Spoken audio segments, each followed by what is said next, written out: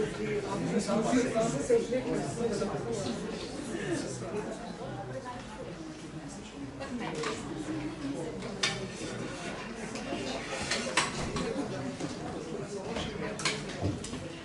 če dovolite, bomo začeli.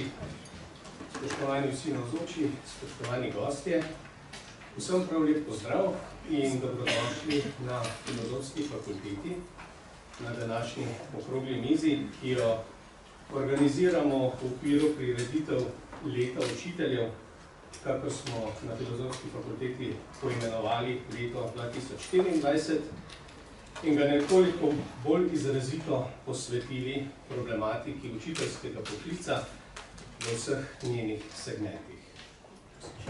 Preden pa nadaljujem s predstavitvijo današnjih osrednjih gostov, pa mi dovolite, da povabim dekanjo Filozofske fakultete, redno profesorico doktorico Mojco Šlamberger-Brezer, da nam spregovori nekaj podobnih besed. Prosim. Hvala lepa. Jaz bom začela kar tako. Spoštovani učitelji, spoštovane učiteljice, ker to smo mi vsi. Spoštovani govorci na okrogli mizi, gospa Mojca Mihelič, gospod Branimir Štrukelj, prodekan študent Andraž Fink, profesor Damjan Štefanc, kolegica Danijela Makovec-Radovan, z Ministrstva za vzgojo in izobraževanje žal ne bo nikogar, o tem bo več povedal kolega. Lepo vas pozdravljam na Filozofski fakulteti Univerze v Ljubljani, ki po letu jezika, ki je bilo lansko leto, organizira okroglo mizo Kam gre naša šola, ki je pristala v letošnjem letu učitelja. Filozofska fakulteta je ena od inštitucij, ki izobražuje tudi učitelje za jezike, za humanistične in družboslovne predmete. Vemo, da učiteljev v zadnjem času močno primanjkuje. Taka je naša izkušnja, saj se ravnatelji šol običajno kar direktno obračajo na posamezne oddelke ali na vodstvo Filozofske fakultete, naj jim pomagamo pri iskanju študentov, po možnosti absolventov, ki bi vskočili in prevzeli kakšen predmet. Zato se čutimo poklicani, da kaj naredimo v tej smeri. Letošnje leto smo, kot sem že rekla, poimenovali leto učitelja, da bi se vprašali o pomenu tega poklica v družbi nekoč in danes in opozorili na degradacijo, ki je eklatantna in je posledica odnosa družbe do znanja in njegovega vrednotenja v svetu kapitala.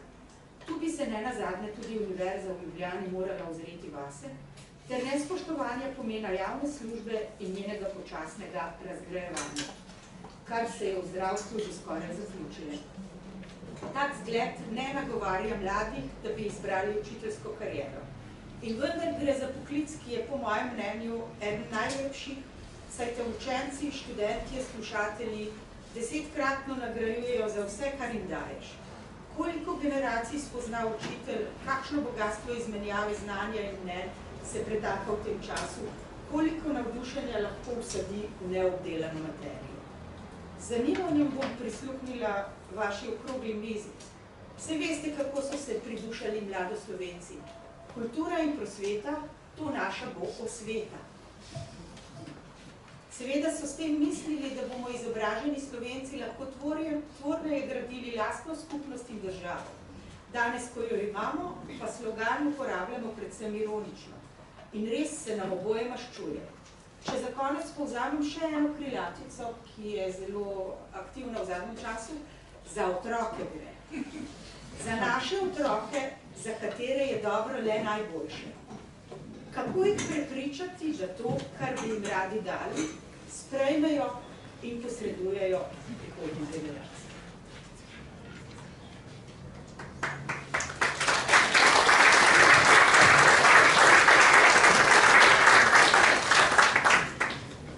Hvala lepa. Zdaj pa prehajamo v osrednjemu delu današnjega večera k pogovoru oziroma okrogli mizi. Dovolite, da predstavim današnje osrednje goste.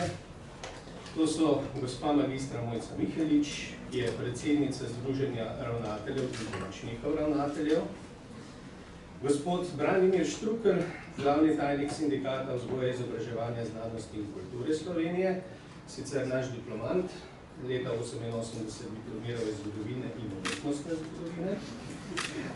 Docentka doktorica Daniela Makovec-Radovan z oddelka za pedagogiko in andragogiko naše fakultete, ki je habilitirana za poklicno pedagogiko in andragogiko, pa didaktiko in kurikularne teorije in izobraževanje učiteljev je eno področje, s katerimi se ukvarja. Kolega Andraž Fink, naš prodekan študent, bodoči strokovnjak za pedagoška vprašanja, prav tako z oddelka za pedagogiko in andragogiko.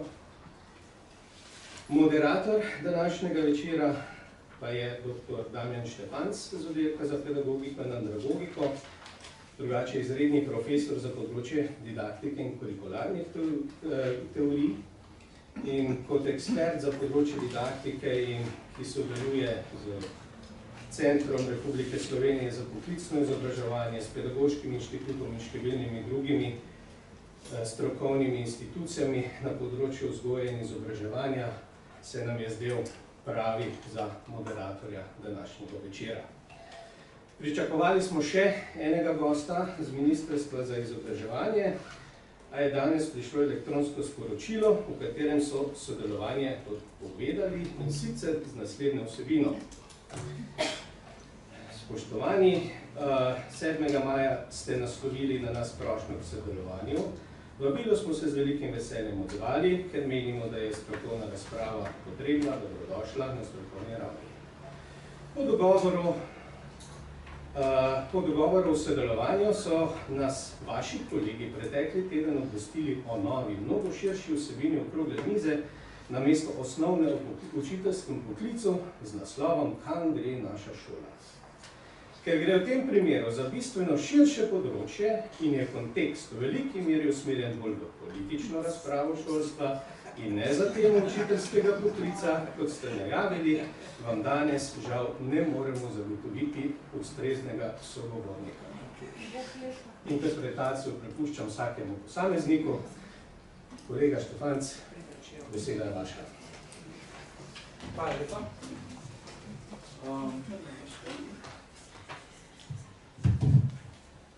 Jaz upam, da se slišimo.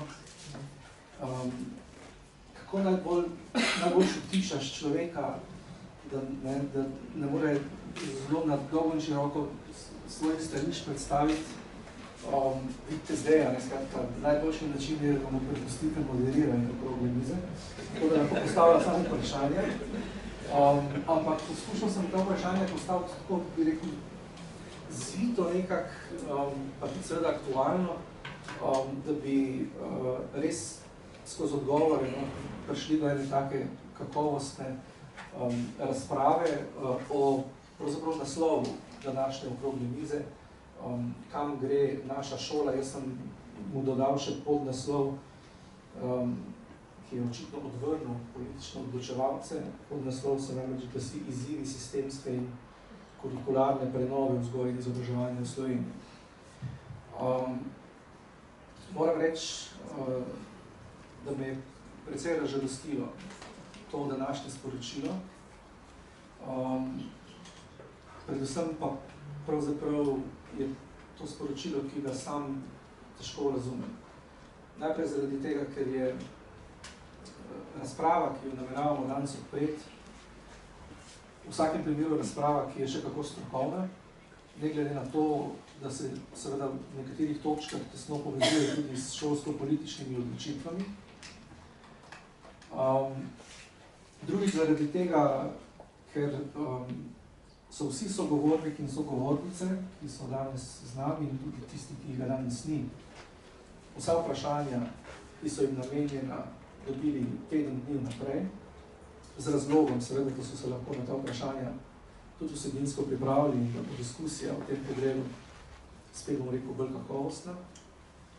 In tretjič, težko je pravzaprav razumeti argument, da ministrstvo, ki je politični resor, odgovoren za vzgojo in izobraževanje, ne more zagotoviti sogovornika za razpravo, za katero je samo ocenilo, da je politična razprava. Ampak toliko o tem in ne bomo se več k temu danes vračali. Veseli me, da smo se v tem krogu danes zbrali. Že samo vprašanje, kam gre naša šola, pravzaprav nakazuje, da se želimo pogovarjati o prihodnosti vzgoje in izobraževanja. Poleg drugih reformnih procesov, ki v tem trenutku potekajo v tej državi, pa ne samo v tej državi, poteka torej tudi, kot vemo, reforma ali pa prenova na področju vzgoje in izobraževanja. In zdaj, da so neki resni premisleki na to temo nujni, bi rekel, da kaže kar ena cela vrsta razlogov. Po eni strani smo, lahko rečemo, vsaj 2 desetletji, najbrž tudi kaj več, priča številnim fragmentarnim, parcialnim, zelo pogosto ne najbolj domišljenim posegom v sistemske rešitve, kurikularne dokumente. Po drugi strani je vse več indicev, da pravzaprav tudi trendi na področju znanja in izobrazbe niso takšni, kakršne bi pravzaprav nekega kakovostnega in tudi pravičnega sistema vzgoje in izobraževanja pričakovali. Zato seveda je na mestu vprašanje, kam gre naša šola in kaj lahko na to temo tudi v tem krogu danes povemo. Ker sta bili obe gosti in oba gosta že predstavljena, bom jaz kar začel skratka z postavljanjem svojih vprašanj. Šli bomo skozi razpravo v 3-4 sklopih in začel bi pravzaprav rad z ugotovitvijo, da zadnji rezultati nekaterih primerjalnih raziskav bralne in matematične pismenosti, PISA, PIRLS, tudi raziskave, ki je ugotavljala državljansko vednost in stališča mladih. Tu imamo med drugim tudi direktorja inštitucije, ki te raziskave pri nas izvaja. Tako bom rekel, trendi na področju bralne pismenosti, matematične, mogoče malo manj naravoslovne pismenosti, pa tudi trendi na področju državljanske vednosti in stališč so precej zaskrbljujoči.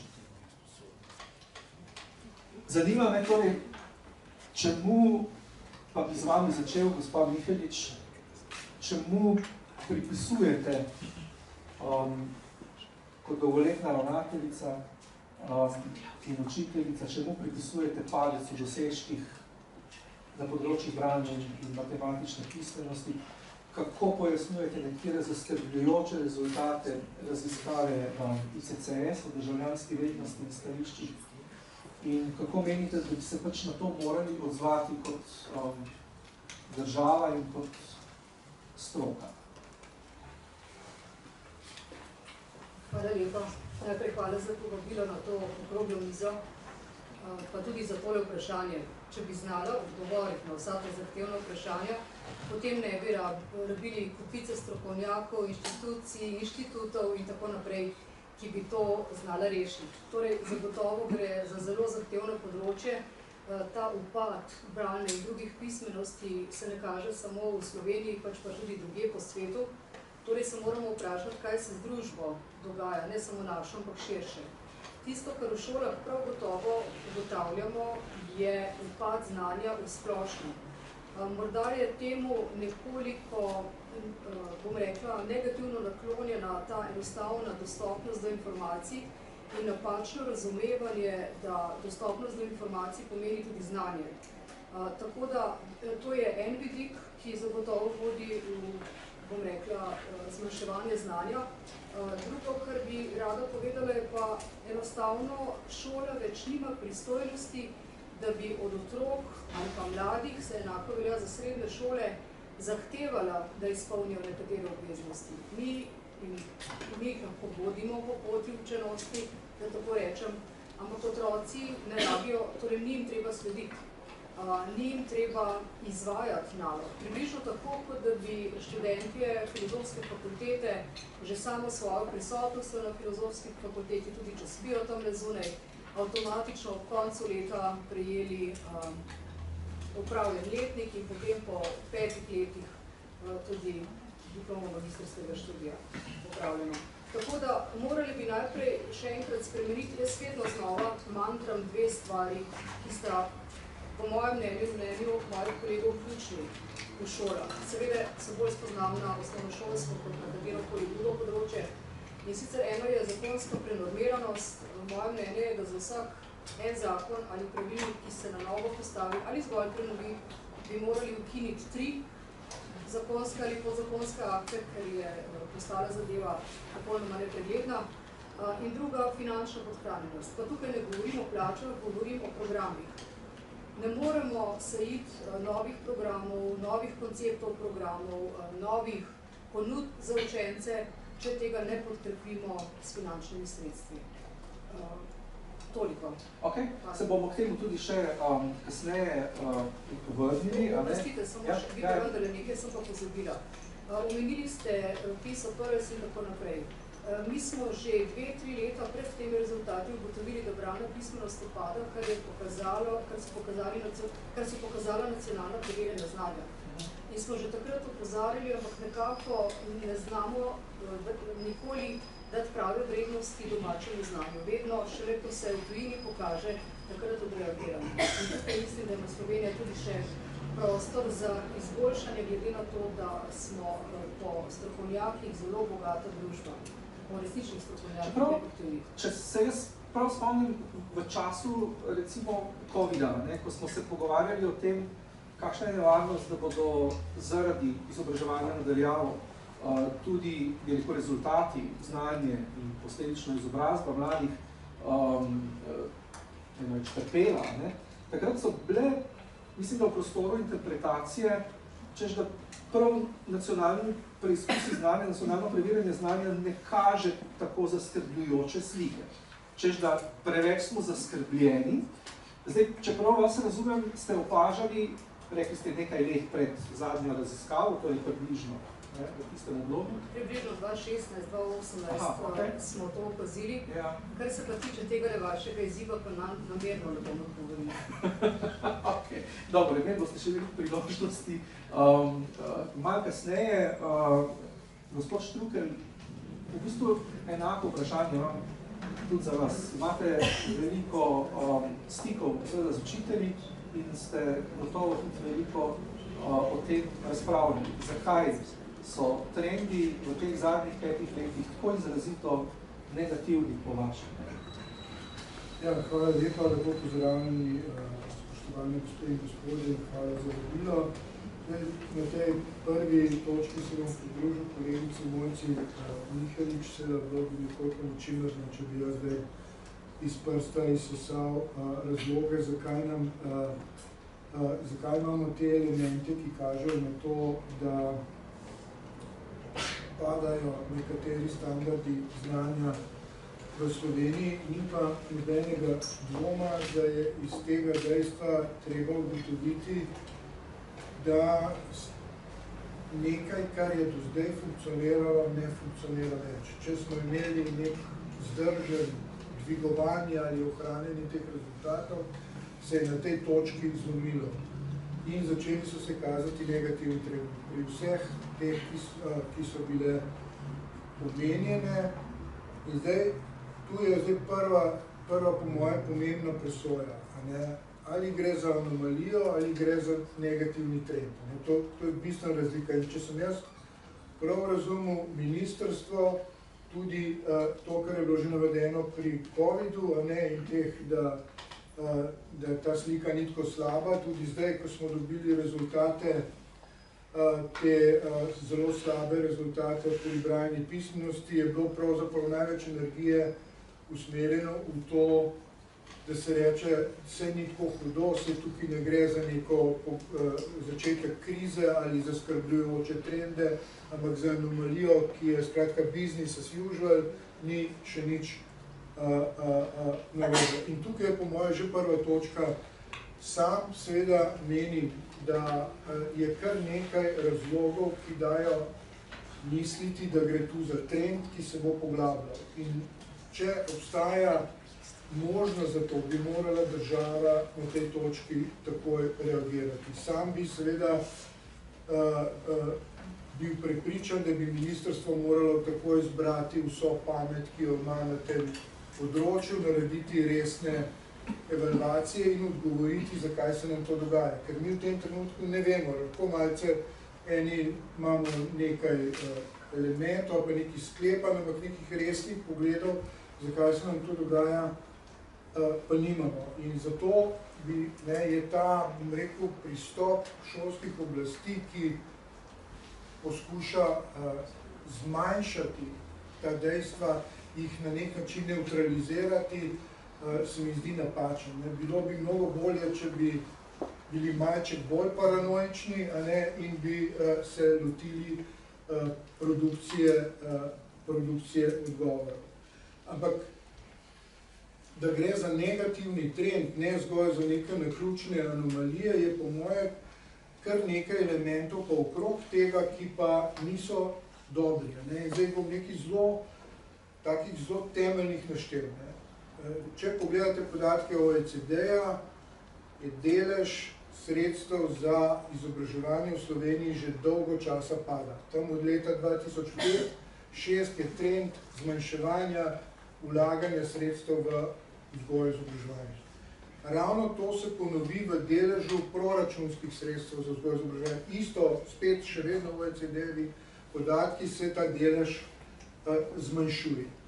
Če pogledate, kako se vrednoti pedagoško delo, pred nekaj meseci je UMAR naredil raziskavo, kjer je, namreč merili so, kakšen je pribitek na terciarno izobrazbo, to se pravi pri različnih poklicih oziroma profilih. Medtem ko je pri zdravnikih, farmacevtih, inženirjih zelo velik, pri zdravnikih merjeno namreč na srednjo izobrazbo. Koliko seveda je vzgoja, izobraževanje, pedagoško delo med področji, kot so socialno delo, kultura, umetnost, kmetijstvo, tam najbolj spodaj ali 3-krat manjši učinek. To seveda posredno govori o vrednotenju tega dela in o tem, kako država razume pomen tako učiteljskega dela kot izobraževanja. Potem je recimo še en zelo pomemben podatek, ki je vezan na pomanjkanje učiteljev. Jaz ne vem, kako lahko država tako mirno gleda, če imamo tako rekoč idealno nevihto pred seboj. Vpisi so slabi, ali pa šele na drugem vpisu, to so prav ne tisti, ki želijo postati učitelji, ampak ki ne morejo nikamor drugam iti. Imamo nadpovprečno staro učiteljsko populacijo, stopnjevalo se bo v naslednjih letih še dodatno. Imamo nove trende, ki govorijo, da grejo ljudje ven po enem ali pa po 2 letih, zato ker najdejo manj stresno ali bolje plačano ali karkoli učinke, in ne reagiramo. In moja trditev je, da bi morala zdaj se država že včeraj sprožiti, tako kot se je pri recimo vprašanju vojakov, in s tem končam. Vlada je sprejela sklep, da bo zdaj vložila sredstva za to, da bo popularizirala poklic vojaka, ker je deficitaren, in bo imela tudi neko akcijo in vložila sredstva. Zakaj ne ravna podobno pri učiteljih?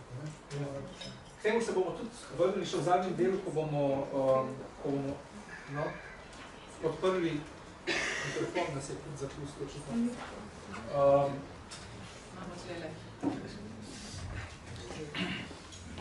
Aha, zdaj bo.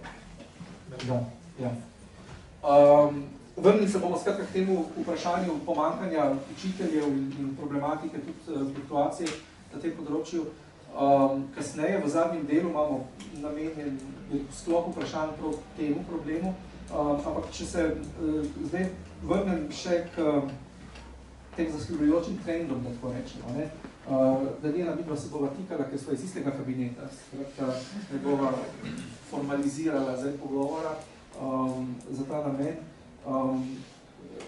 Dejstvo je, da nizki rezultati na teh mednarodnih preverjanjih, mimo grede, to ali gre samo za anomalijo, bo najbrž vsaj v enem delu odgovorjeno tudi z zadnjo raziskavo Teams, ki se upravlja prav v tem trenutku in ki za razliko od PISA in PIRSA tudi, bi rekel, je malo kurikularno koncipirana, tako da bomo takrat lahko vsaj v enem delu dobili odgovor, ali gre res samo za nek odklon ali gre za še bolj zaskrbljujoč trend.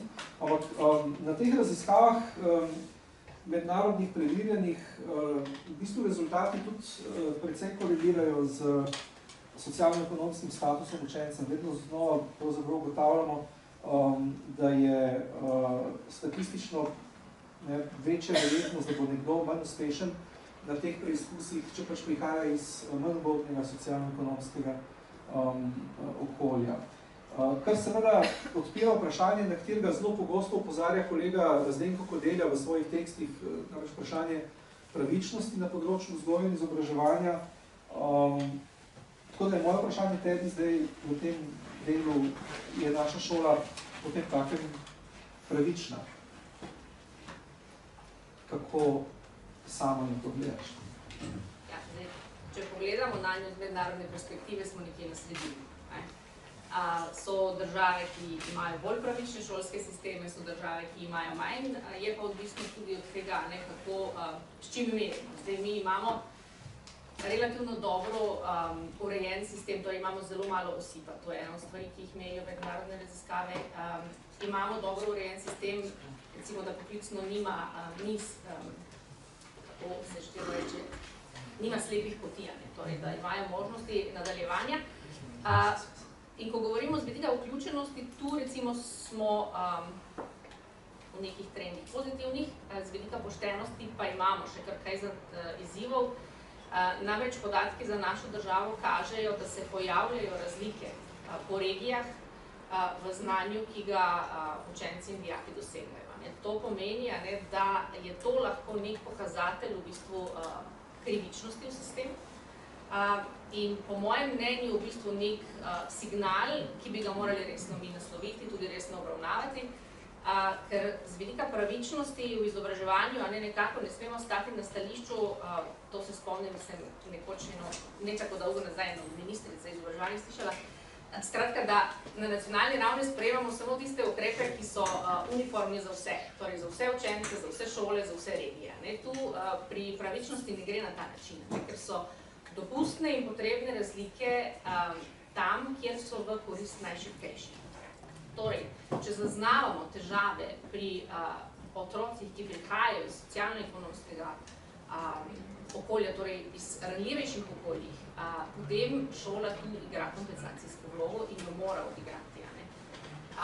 To pomeni, da pravična šola mora stremeti k temu, da če nekdo pride s primanjkljajem in mi ga zelo hitro lahko zaznamo. Imamo NPZ konec 3. razreda, PIRS je konec 4. razreda, torej, ko je ta obdobje prvega opismenjevanja nekako mimo, je nek posnetek naredimo na nacionalni ravni, celo na mednarodni ravni, in dobimo sliko, kje so v bistvu naši učenci in potem seveda, če šola odigra, oziroma če je šola poštena, bi se do naslednje primerjave, rečemo do konca osnovne šole, imamo mešen NPZ, bi morali biti ti rezultati boljši. Torej, razlike med najboljšimi in najslabšimi bi se morali znižati,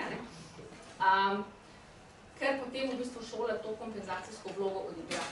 Jaz sem pogledala analize, ki so jih delali po PISA raziskavi, ko so v bistvu otroci iz šibkejših okolij nekako dosegali, tisti otroci, ki so dosegali nadpovprečne rezultate na PISI, primerjalno vrstniki iz istega okolja, torej socialno ranljivejšega, so poročali v bistvu o navdušenih učiteljih, kako v bistvu dobre učitelje imajo, o tem, da znajo v bistvu nekako uravnavati svoje učenje.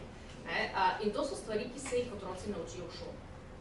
Torej, pravična šola v bistvu stremi k temu in seveda, eden od vzvodov je tudi imeti odlične učitelje. Ker učitelji so tisti, ki zaznajo lahko razlike, ki zaznajo primanjkljaje in v bistvu potem vložijo energijo in svoj čas in svoje znanje, zato da se te razlike odpravljajo, čeprav res takoj bom se dopolnila, da ne bi bila narobe razumljena, To ne pomeni, da se država s tem ne ukvarja in da mi zdaj vse to preložimo v okviru avtonomije na učitelje in je to, je problem rešen. Niti slučajno ne. Država mora imeti vzpostavljen sistem. In mogoče samo še za zadnji stavek, ponavadi izgubljajo v tej bitki, tisti, ki prihajajo res iz socialno najranljivejšega okolja. Tu kažejo raziskave, da v bistvu tudi javno šolstvo ne more več skompenzirati vsega in se ne smemo v bistvu osredotočiti samo na osnovno šolsko raven. Na srednješolski ravni pa na terciarni ravni se nam zelo kaže to, da lahko študirajo samo tisti, ki si to lahko privoščijo. Ogromno je enih stroškov, čeprav je brezplačno, prikritih stroškov in v okviru vprašanja pravičnosti je seveda tudi to treba nasloviti in to je stvar, ki jo mora država naslavljati. Torej, ali res ponudimo štipendije vsem tistim, ki jih dobijo zato, da lahko se izobražujejo, ali zaostrimo pogoje do te ravni, da jih potem lahko podelimo najmanj. To so tudi vprašanja, ki jih moramo v okviru pravične šole seveda nastaviti. Ja, in se slejko prej najbrž tudi vprašanja, ki so povezane s tem, kar je gospod Štukaj prej povedal in se nanaša na financiranje konec koncev. Zdaj, ampak bi odprl rad v tem sklopu samo še eno vprašanje. Zanima me namreč, v kolikšni meri menite, da je to problem, torej, o katerem se zdaj pogovarjamo, negativni trendi na področju zlasti bralne pismenosti. V kolikšni meri mislite, da je to pravzaprav tudi problem ali pa odraz neke širše digitalizacije v družbenem prostoru? Namreč tehnološke naprave, ki so jim mladi ljudje vedno bolj izpostavljeni, zagotovo, mislim, to lahko najbrž rečemo kot dejstvo. So naprave, ki ne delujejo vedno tako, kot bi človek od njih pričakoval. Ja. So predvsem kapriciozne v tem pogledu, ampak predvsem pa tudi negativno vplivajo na njihovo pozornost, na zmožnost koncentracije. Posledično recimo je branje daljših besedil, zahtevnejših besedil, vse bolj zahtevnejše, skratka, zahtevnejše za pomemben delež otrok in mladih. Za vse večji delež teh otrok in mladih to predstavlja vse bolj nepremostljiv napor. Kako naj se torej na to odzove šola? Ker vemo, da po eni strani seveda digitalizacija ne more zaobiti, pač družbeno dejstvo. Ampak po drugi strani pa prav prilagajanje šole tem trendom lahko še bolj poglobi problema odvisnosti mladih od tehnoloških naprav. Pa mogoče, Andraž, vi na to vprašanje najprej odgovorite, kakšen je vaš pogled na to? Ja, to je zdaj kar precej zapleteno vprašanje. Bom skušal biti kar se da koncizen in se ne zapletati in biti kratek. Zdaj, jaz mislim, da je vredno opozoriti tudi na terciarno raven, kot je opozorila že profesor Mahovec Radovan, da tudi študenti po raziskavah imajo težave z razumevanjem težjih besedil. Da imamo težave s tem, da se študenti ne ukvarjajo s študijem strokovne literature takrat, ko to od njih ni eksplicitno zahtevano. In to bi v bistvu moral biti še večji alarm kot to, kar se v šoli dogaja. Ker če izobraževalci, tisti, ki bi morali pri mladih in pri učencih in učenkah vzgajati neko bralno pismenost, bralno kulturo, neko afiniteto do znanja, ki ni samo uporabno, ampak je nekaj abstraktnega, nekaj več, potem imamo nek velik problem. V čem je problem? A je problem v tehnoloških platformah, ki na nek objektiven način pač tako vplivajo? Ali je problem v tem, da, omenili ste skratka, terciarno, da bi kot učitelji ne pričakujemo več, da bodo študentje brali? To je del problema. Digitalizacija, recimo temu zaslonske tehnologije in mobilne naprave in socialno mreže so del problema. definitivno prispevajo k temu, kot smo že prej govorili, k zmanjšanju koncentraciji, k zmanjšanju pozornosti. Ne bi pa rekel, da je to edini faktor. Ne bi zdaj rekel, da so nove tehnologije nekaj a priori negativnega. Treba se je vprašati tudi, kar sem jaz imel tukaj za kolega z ministrstva, malo provokativno vprašanje, kaj je v ozadju digitalizacije. Torej, kaj sploh je digitalizacija? Jaz sem želel vprašati. Ja. Kaj je v končni fazi cilj digitalizacije? A je to neko iskanje, nek odziv na spremenjajočo se družbo, iskanje poti do znanja, do kakovostnega znanja, do informacij, a je to neka želja po analizi stanja, kaj sploh zaslonske tehnologije v šoli pomenijo in kakšen vpliv imajo na učence, ali gre pa za neko, kako bi temu rekel, sprevrženo obliko, da pač je šola prednostno razumljena, oziroma digitalizacija v šoli prednostno razumljena kot nekaj, da zagotovimo fleksibilnost in aktualnost bodoče delovne sile. Ok. Hvala. Gospa Mojca Mihelič, jaz bi vam postavil isto vprašanje. Ker me zanima, kako pa gledate, kolega Andraž je omenil zdaj na terciarni ravni, kako se recimo kaže ta problem. Koliko opažate, da je to težava tudi recimo v osnovnošolskem izobraževanju? Digitalizacija in tehnologizacija. Postavljam to vprašanje tudi zaradi tega, ker se mi zdi, da je to eno tako par excellence vprašanje povezano s prihodnostjo šole. Ja, mladi prodekan je kar nekaj iztočnic podal, na katere bi se energično kontra odzvala, kakorkoli že, nikakor ne obran ministrstvo ali pa da bi napadala vas, preprosto zaradi razumevanja. Ja, razpredati o tem, kaj je digitalizacija in kaj želimo zelo doseči, se mi zdi brezpredmetno. Raje pogledamo, kakšna družba smo in pravzaprav kam gremo. Pa da bom morda bolj ilustrativno na sozadnje sem osnovnošolka in to nam gre najbolje. Ko sem bila mlada učiteljica, sama sem učila matematiko, no še vedno včasih učim, kadar ne dobimo učitelja, kljub temu, da vodim eno večjih šol v Sloveniji in tako naprej. Ko sem bila mlada učiteljica, je bila strah in groza uporaba kalkulatorja pri učenju matematike. To je bilo heretično sploh razmišljati o tem. In en mojih prvih večjih konfliktov s kolegico je bil, ko sem povedala, da jaz pa svojim učencem dovolim uporabo kalkulatorja takrat, kadar recimo preverjam prostorske predstave, kadar preverjam, ne vem, če sem še malo bolj konkretna, če razumejo, kaj pomeni prostornila neke stvari in tako naprej. Seveda pri matematiki je to najlažje preveriti z izračunom. Namreč, brez kalkulatorja mi ne bi bilo čisto jasno, ali otrok ne obvlada aritmetike ali morda ne obvlada geometrije. Na ta način je bil problem rešen in sem lahko samo določene cilje preverila. No, nekaj let zatem so bili kalkulatorji uvedeni v šole in danes jih uporabljamo seveda namensko. Ko sem sama hodila v gimnazijo, smo še brali iz logaritemskih tablic. Če se spomnite tega, danes, če vprašate študente ali kogarkoli, verjetno bo mislil, da govorim o neki latovščini nerazumljivi. In zato se vprašam, ali je prav, da se danes sploh pogovarjamo o tem, ali ekrani sodijo v šolo ali ne.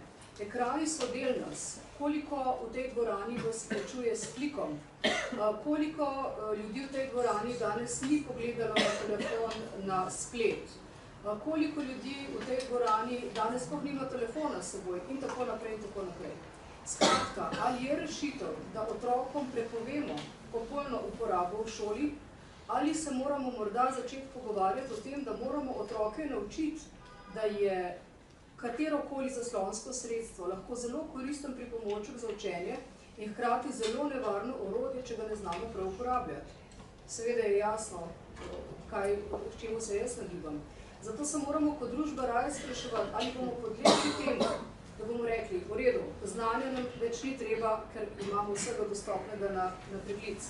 Pesmice več ne bomo učili na pamet, ker jo lahko kadarkoli preberem in tako naprej. Ampak znanje, učenje, pomnenje, lahko temelji samo na dobrih osnovah. Otrok in kasneje odrasel ne more kritično razmišljati, če nima neke osnove, s katero lahko te stvari primerja. Vsi vemo, da če iščemo po spletnih brskalnikih, nam zelo kmalu začnejo ponujati istovrstne vsebine, ker gre pač za učljive zadeve, ki nam potem enoumno ponujajo. Rešitve.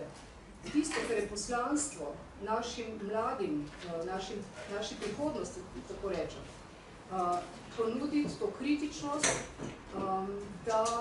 da bodo znali delati s temi stvarmi, ampak da se bodo še vedno odzivali, torej da bodo še vedno uporabljali preverjene vere in navsezadnje vsekakor svoje znanje. Ja, še veste repliko, če jaz to razumem. Lahko drugi, ki replicirajo.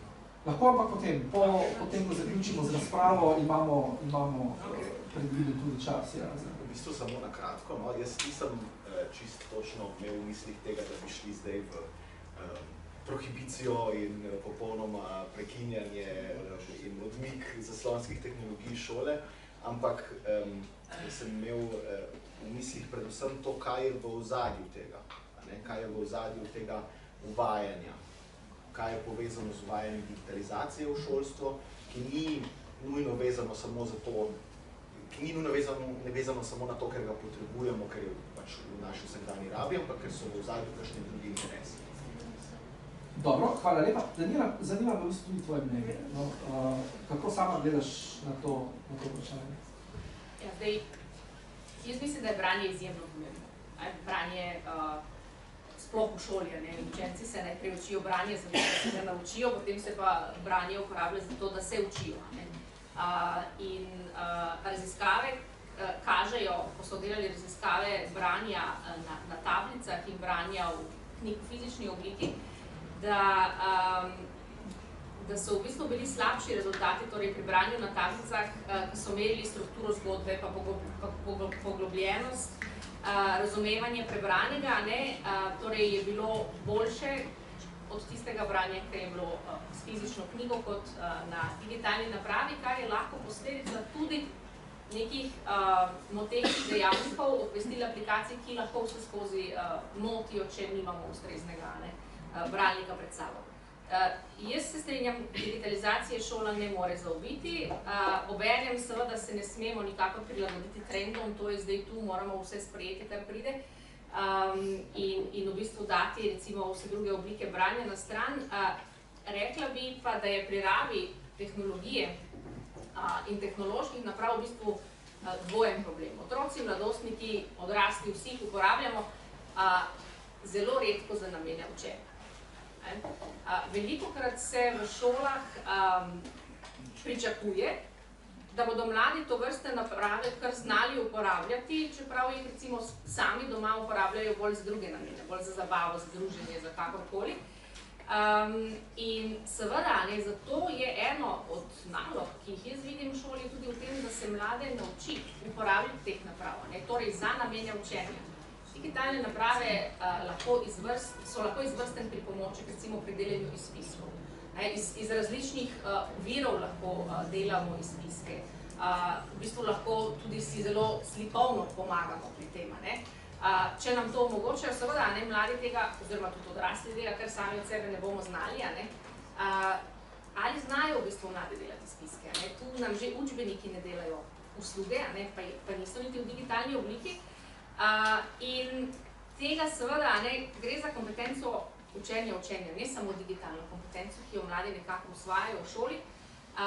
In jaz mislim, da je treba v bistvu v šolah nameniti pozornost tudi temu, da se tega priučijo. Jaz sem samo to videla pri kombiniranem izobraževanju, kjer smo tudi zmotno pričakovali, da zdaj bodo mladi vse znali, če so skozi priklopljeni, ampak ne gre na ta način. In to je pomembna funkcija šole.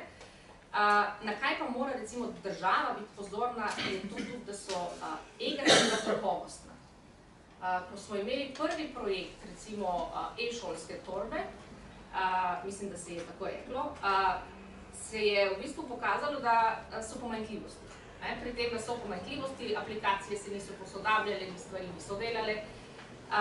In to je recimo onemogočalo delo z nekimi gradivi. Mogoče sem še eno stvar bi rada tu upozorila, ki se nanaša mogoče na pravičnost. Treba je biti pozoren na digitalni razpravi. Učenci prihajajo v šole z različnih okolij in tudi z različnim znanjem, tudi uporabe tehnologij. In če se uporablja tehnologija za namene učenja v bistvu v šoli, je treba v bistvu te razlike nekako izravnati, uporabljati tehnologijo, ki to omogoča. Seveda država mora to vzpostaviti z nekimi kakovostnimi gradivi in razvijati kakovostna gradiva. To ni stvar za to je stvar države in zato je treba skrbeti in seveda, še enkrat bom spet rekla, učitelji tudi morajo biti vešči v tem. To se nam je pri COVID-u pokazalo. Ja, hvala lepa. Zdaj prehajamo k tistemu delu razprave, kjer bi potrebovali nekoga, ki v tej državi tudi sprejema šolsko-politične odločitve. Namreč drugi del razprave želi biti namenjen vprašanjem šolske prenove in tudi prenove učnih načrtov. Jaz sem najprej želel vprašati, kako daleč je priprava nacionalnega programa vzgoje in izobraževanja. Najbrž nima smisla zdaj, da kogarkoli od vas to sprašujem. Bi vas pa vprašal, gospod Štrukelj, koliko ste učitelji, pogosto namreč slišimo ta očitek, ko gre za sodelovanje, participacijo v teh procesih prenove, da so to procesi, v katerih glavno vlogo igra politika, neko vlogo, poleg tega akademska stroka, sami učitelji, učiteljice, strokovnjaki iz prakse pa manj. Koliko imate tudi sami ta občutek, da to drži, oziroma koliko ste dejansko vključili v te procese prenove? Hvala lepa. Zdaj, mogoče samo stavim za nazaj, da se zdi pomembno, da ga rečem, saj je zato, da bom vedno spravil. Namreč to je, kar se tiče pravičnosti, to, ki je bilo tudi v vprašanju pred Slovenijo. Tu sem trdno prepričan, da v Sloveniji si šolske oblasti pravzaprav tega vprašanja ne upajo čisto jasno zastaviti, kaj se nam dogaja v javni šoli, kaj se tiče pravičnosti, ker se verjetno vsi skupaj bojimo odgovora. Ta pa ni čisto simpatičen verjetno in to odrivamo, kar se meni zdi eden od resnih problemov, da javno v razpravah ne naslavljamo tega vprašanja. Jaz se spomnim, sem ustavka enkrat dr. Zupanca, ki mi je rekel, poglejte, kakšna je socialna struktura staršev, otrok, ki hodijo v gimnazijo ali pa v poklicno šolo ali pa kaj, kot boste videli, kje smo. In izgleda, da se ta, se ne bom rekel segregacija, ampak da se ta trend poglablja. In to, po moje, če mi želimo imeti pravično javno šolo, bi morali že zdavnej resno nasloviti, pa se tega želimo. To se mi zdi, da je potrebno uvedati in v COVID-u se je pa to pokazalo, kako je to pomembno in da razumemo vsi ta otroci, ki so prihajali iz družin, ki so socialno šibko, kjer bi do sobe, računalnika, slabi odnosi, skratka vse vemo o tem, pa vendar se zdi, da nismo odreagirali. To toliko o tem.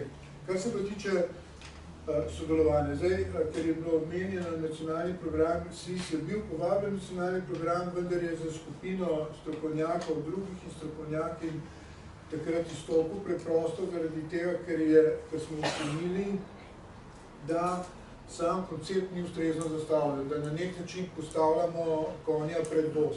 To je tista znana zgodba o kurikularni prenovi oziroma o konceptih prihodnjega razvoja. In ne morem reči, da nas ministrstvo ne kontaktira, da ne moramo povedati svojega mnenja, ampak ta raven je relativno, bi bila lahko bolj kompleksna.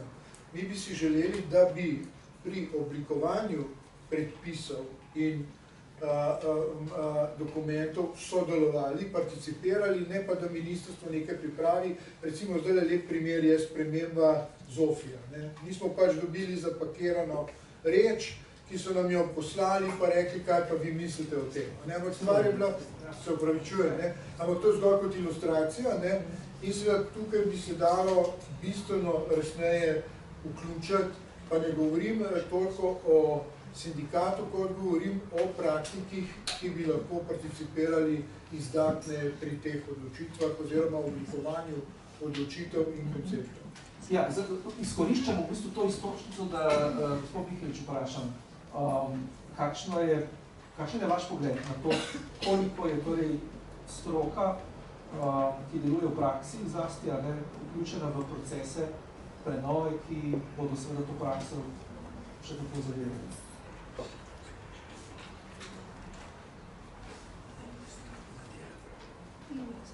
Srečujemo se z dvema izzivoma, kakorkoli. Zdaj, če konkretno govorimo o NPVI, torej strategijo za 10 let, tukaj so bile skupine sestavljene iz strokovnjakov, teoretikov, torej akademikov in strokovnjakov, praktikov, torej ravnateljev, učiteljev. Zdaj, kakšno bilo razmerje, niti ne vem.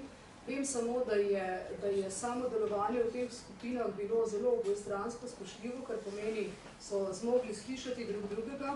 Je pa tako, da pač učitelji, kljub temu, da smo učitelji, nismo tako verbalno vešči ali pa, bom rekla, prepričljivi, argumentirani morda kot akademiki. Tukaj recimo vidim eno zadrego. Drugo je tisto, kar je gospod Štrukelj lepo izpostavil, da pravzaprav se moramo vprašati, kakšen je vrstni red, kaj pravzaprav počnemo. A bomo najprej zidali hišo, ali bomo najprej načrt naredili, ali bomo šli najprej po material, ali kaj sploh hočemo najprej narediti. In tukaj kar vse hkrati delamo, kar vse vzporedno in pri tem upamo, da bo rezultat fantastičen. To jaz ostajam optimist. Optimistka postajam predvsem zaradi izjemno predanih učiteljev, ki v šolah še vedno delujejo in se sprašujem, kako dolgo še. Pa ne spet samo zaradi tega, kako jih družba vrednoti, ampak tudi zaradi odnosa družbe do šole, do šolnikov, do učiteljev. Kar pa se tiče ostalih stvari, naprimer to, kar ste rekli, učni načrti. Sama menim, da je šola postala ene sorte avgeov, šola, ne stavba, šolstvo. Toliko je nakopičene navlake, da bi dejansko morali napeljati reko skozi tole ali pa enega Aleksandra z mečem poklicati, da uredi te stvari in da se postavijo na novo. Ne moremo več urejati pretirano urejenega sistema. Tako zelo je urejen, da imamo predpisano čisto vse. In kako naj bo potem šola pravična, kar se absolutno strinjam z obema sogovornikoma, ko vendar tisti, ki delamo z ljudmi, vemo, da pravičen sistem ne pomeni enaka pravila za vse. Ne more biti tako, ker otroci, mladostniki in kasneje študenti, ki ste tudi še mladostniki, bojda, kakorkoli, nimajo enakih izhodišč. Torej za njih približno tako, kot da enako porcijo hrane postavimo pred lačnega in sitega. Noben od njih ne bo zadovoljen, ne bo zagotovljeno. Skratka, pravičen sistem bi pomenil, da sistem šoli dopusti avtonomno ravnanje. In ne, da imamo tako zelo predpisano čisto vse, kar lahko učitelj naredi, da kakor hitro prekorači eno pravilo, so takoj seveda izobraženi starši tisti, ki na to reagirajo in učitelja povozijo. Torej, je nesmiselno se pogovarjati o prenovi sistemov, avtonomnosti šole in še čem, dokler ne uredimo osnove. Lahko provokativno vprašanje v tem kontekstu. Koliko mislite, ker ravno spet jemljem izhodišče, to, kar ste ravno povedali, da so učitelji pogosto v položaju, ko se čutijo nemočni, če sem prav razumela. Koliko je ta nemoč učiteljev povezana s to dejansko prenormiranostjo? Koliko je po vašem mnenju lahko težava tudi v tem, da imajo sami učitelji težavo včasih ubraniti svoje strokovne odločitve? Zanima me, kot ravnateljica, zagotovo imate vpogled v to problematiko. Absolutno. Težava nastane takrat, kadar moramo svoje strokovno znanje utemeljevati skozi zakonodajo, kar pa ni naše področje. In ga ni zakona, ki bi zmogel umestiti otroka, mladostnika v njegovem ravnanju, odzivanju.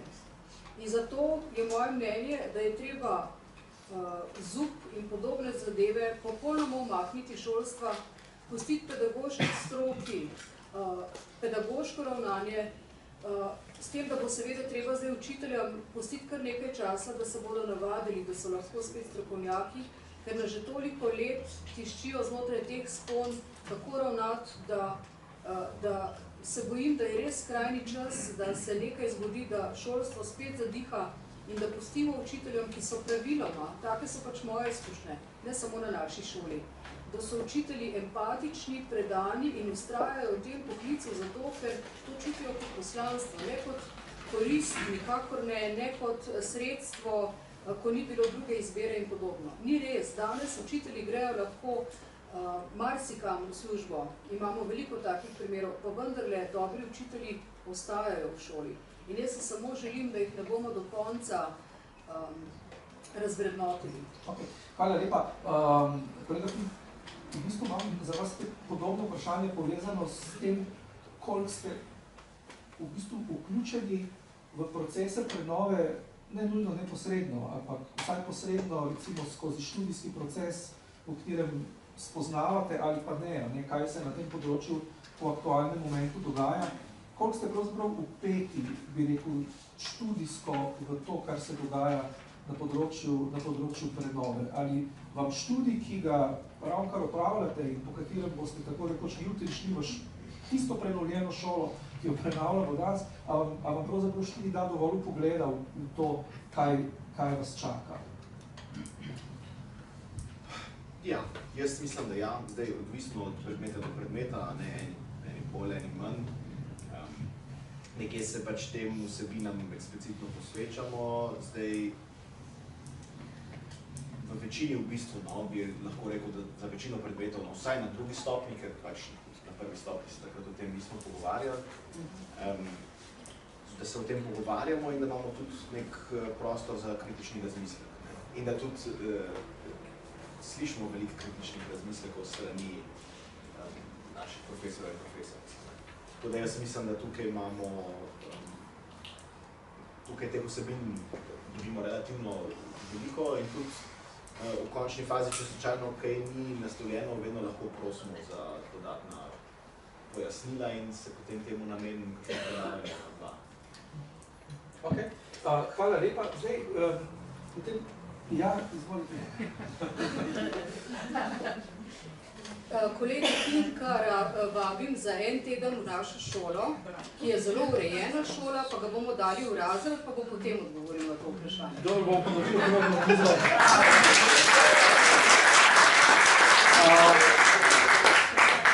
Jaz bi šel na naslednje vprašanje, ki je, mislim, da mimo gre tudi vprašanje, ključno vprašanje, zaradi katerega smo danes... Mislim, da je prav, da odgovoriš, da si bil kar kaj v šoli že. Se boš odzval? Tudi sem že stopil v šolo, ja, to je res. Zdaj ne bom trdil, da vem vsega o praksi in da sem videl že vse, videl sem marsikaj, slišal sem marsikaj. Jaz mislim, da to, da mi dobimo informacije o tem, kaj se dogaja s prenovo v šoli, ne pomeni čisto nič o tem, kaj bom jaz v praksi potem delal in kaj bom jaz od prakse odnesel, oziroma kaj bo v končni fazi, kakšno bo moje mnenje o reformi. Zdaj, jaz mislim, da tukaj se na nek način tudi malo meša stvari, ker ne vem čisto točno, kako je zdaj to povezano. Jaz imam tukaj neko strokovno mnenje, nek zunanji pogled je res, ampak to nima zdaj neke neposredne zveze s tem, bom jaz dober učitelj in dober pedagog. Pa tudi samo zato, ker sem neizkušen, oziroma ne imate za neizkušen. A lahko imamo študentov še en aplavz?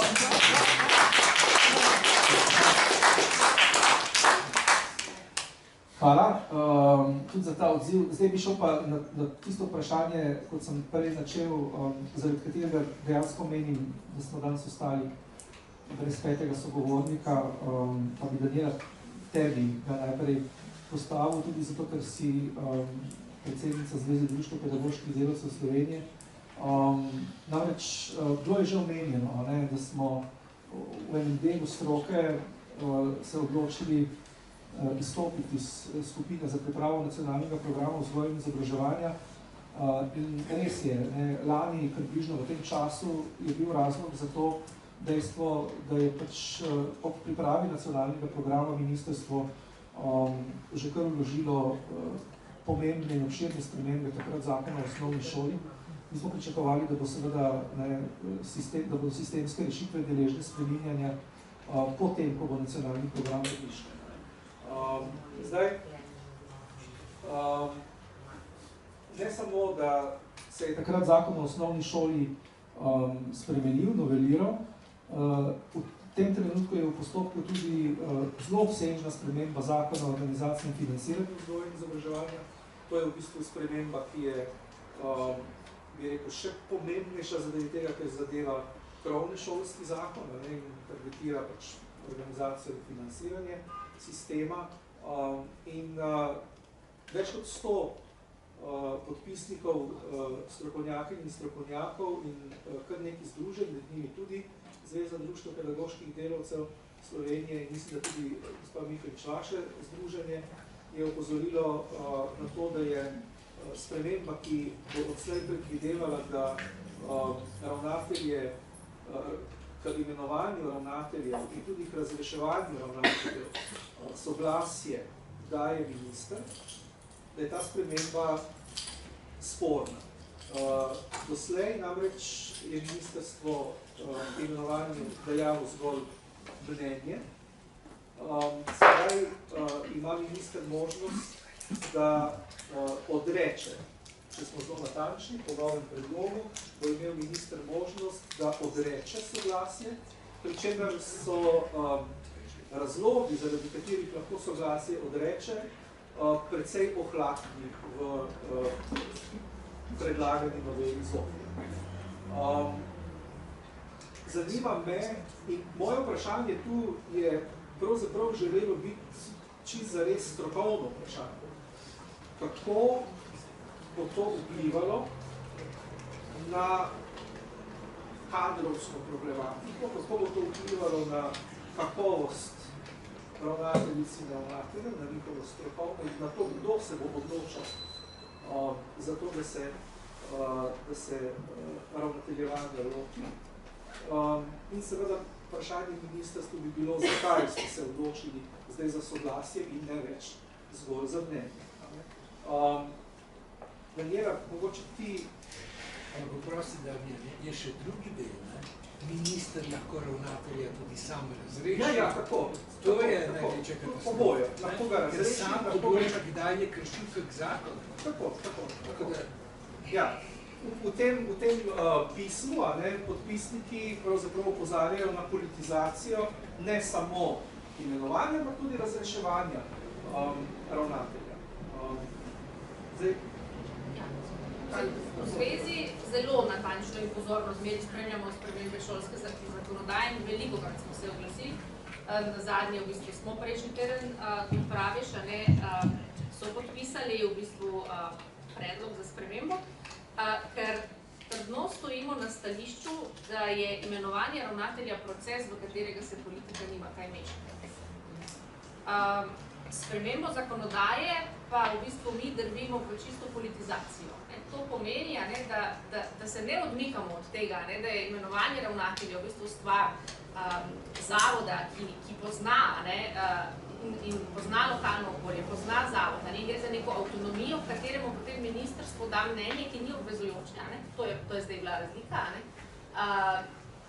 Ampak dejansko v bistvu reče, ok, ne bomo dali soglasja, ali pa dali bomo soglasje, ali pa razrešili bomo ravnatelja, ker pač nam ni več všeč kaj delati. Skratka, zakaj tako mislimo? Zato, ker je minister politična oseba. To je funkcionar, ki je imenovan na podlagi nekih političnih preferenc Fino je, če gre za strokovnjaka, zdaj, koliko imamo tu sreče na izobraževanju, vemo. Zdaj, in seveda, ne, ko se pač govorimo o ministru, je seveda potem v ozadju neka politična opcija, ki skozi človeka seveda neke svoje ideje seveda želi v večji meri vzpostaviti. In točno to, kar je tudi dr. Žagar zdaj rekel, se meni zdi izjemno sporno, da lahko ravnatelja kadarkoli minister razreši.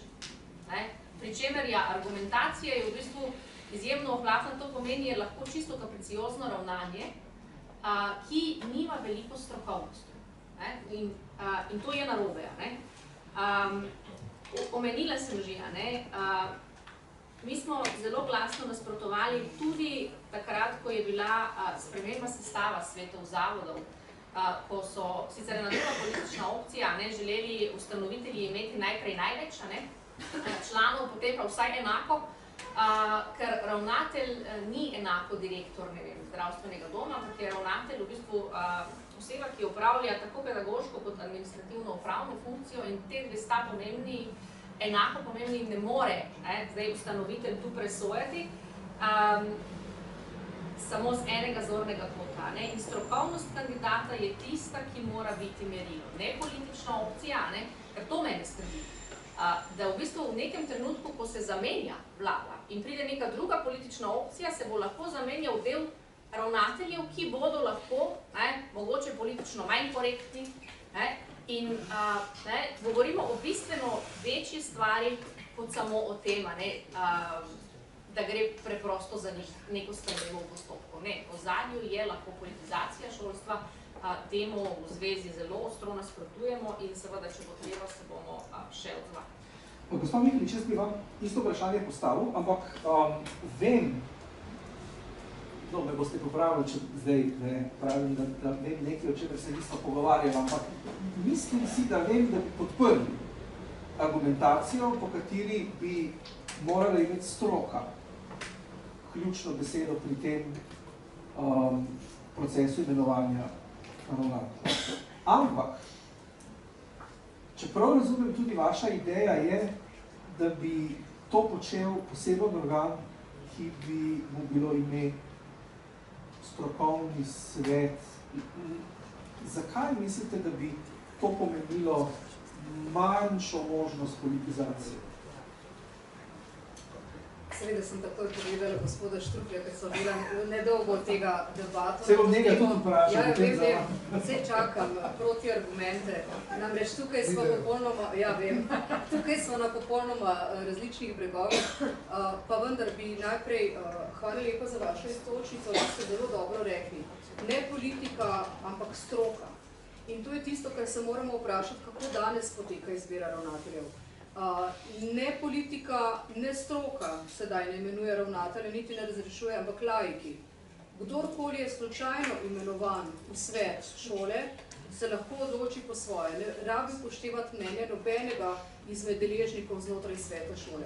Torej, tudi če je učiteljski zbor ugotovil, da je nek kandidat popolnoma neprimeren, pa člani znotraj sveta ugotovijo, da jim je pa najbolj všeč, ga prosto izberejo. Nedopustno, če hočemo govoriti o kakovosti šole.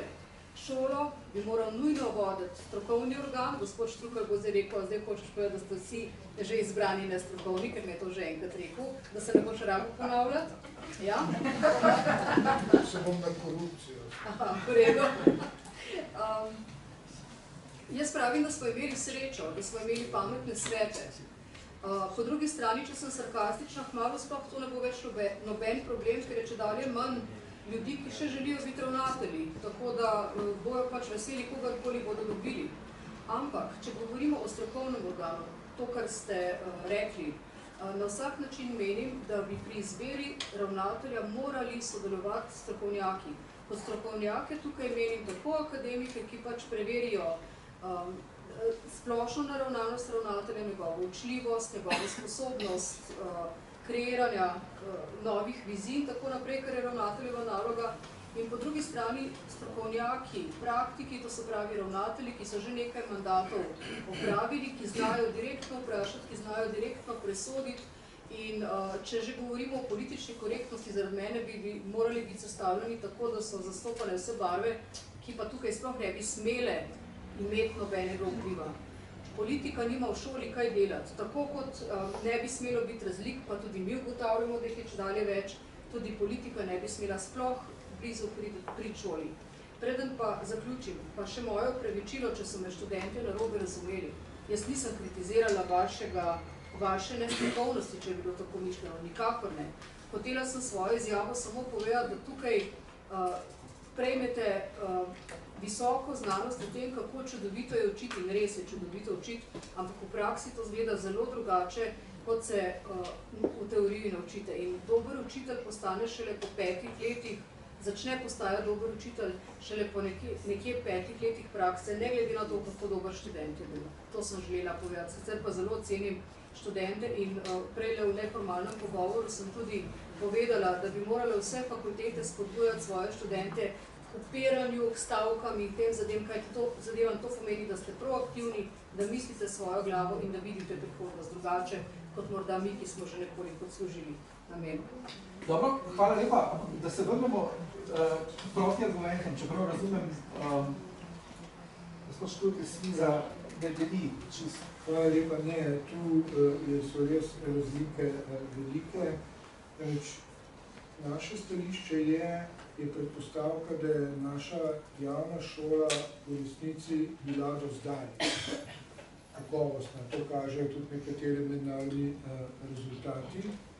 In seveda verjetno je eden od razlogov tudi, kako so šole vodene oziroma kdo jih je vodil.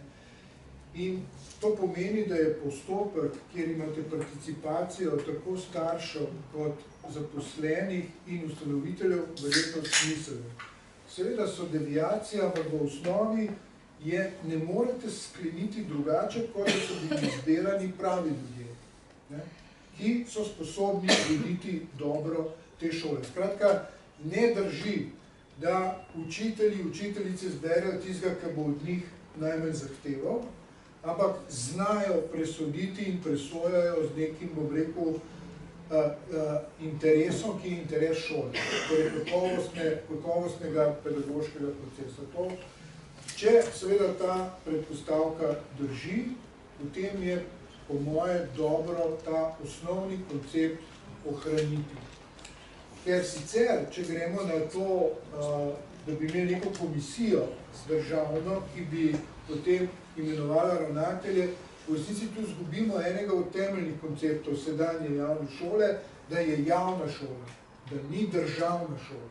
Če vi dobite neko organ, recimo, ker je bil tudi primer, je recimo uradniški svet v tem istem tekstu, da tukaj bi v resnici iz javne naredili državno šolo. Zdaj pri uradniškem svetu pa tako. To je zadnji organ, ki je neutralen, in praviloma ministri vedno spravijo skozi tiste, ki jih hočejo. Vedno. Jaz sem tudi bil v kakšni komisiji in vem, čem so me vse tuširali, ko je šlo za vprašanje nekoga, pa kdaj, pa kako. Skratka, to ni argument za to, da bi dobili neko, bom rekel, bolj kakovosten postopek izbere in krati v tej izgubi, ki je pa zelo klicat postavljeno. Zdaj pa še tisto zadnje, kar pa, zdaj pa mogoče, ker Milo se izvrja z mojco zelo dobro zastopa, pa nekaj, kar je pa paradoksno.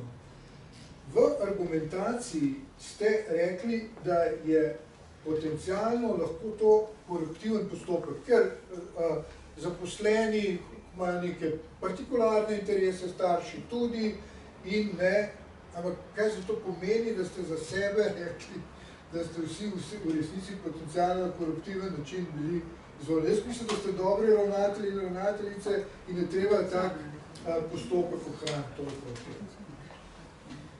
Ja, poleg tega v tem predlogu, kolikor jaz razumem, bi se ta strokovni svet vezal na šolo za ravnatelje in na Zavod Republike Slovenije za šolstvo. Kar je najbolj še en element, ki bi ga bilo smiselno v tem kontekstu premisliti. Jaz bom preskočil eno podtemo. Zaradi tega, ker je ura že 15:06 Želel bi, da zaključimo do 6:30, zato da tudi razpravo odpremo, ker je najbrž kako vprašanje ali pa komentar iz publike. Zadnji del bi pa bil sestavljen z vprašanj, ki res naslavljajo problem pomanjkanja učiteljic in učiteljev. Omenili ste že mimo grede, da se soočamo z vse manjšim zanimanjem mladih ljudi, vsaj na nekaterih področjih, za učiteljski poklic. To se kaže v tem, da imate ravnatelji težave pri iskanju ustreznega učiteljskega kadra. Učitelji tudi, čeprav razumem, pogosteje odhajajo in najbolj si je smiselno zastaviti vprašanje, zakaj je temu tako in kako se bomo v Sloveniji tega problema lotili reševati. Mislim, da imamo zdaj en posnetek, ki bi ga radi pokazali, dobro minuto traja, ki govori tudi o tem problemu pomanjkanja učiteljev. Sem magistra slovenistike, trenutno delam v Univerzi Akademiji,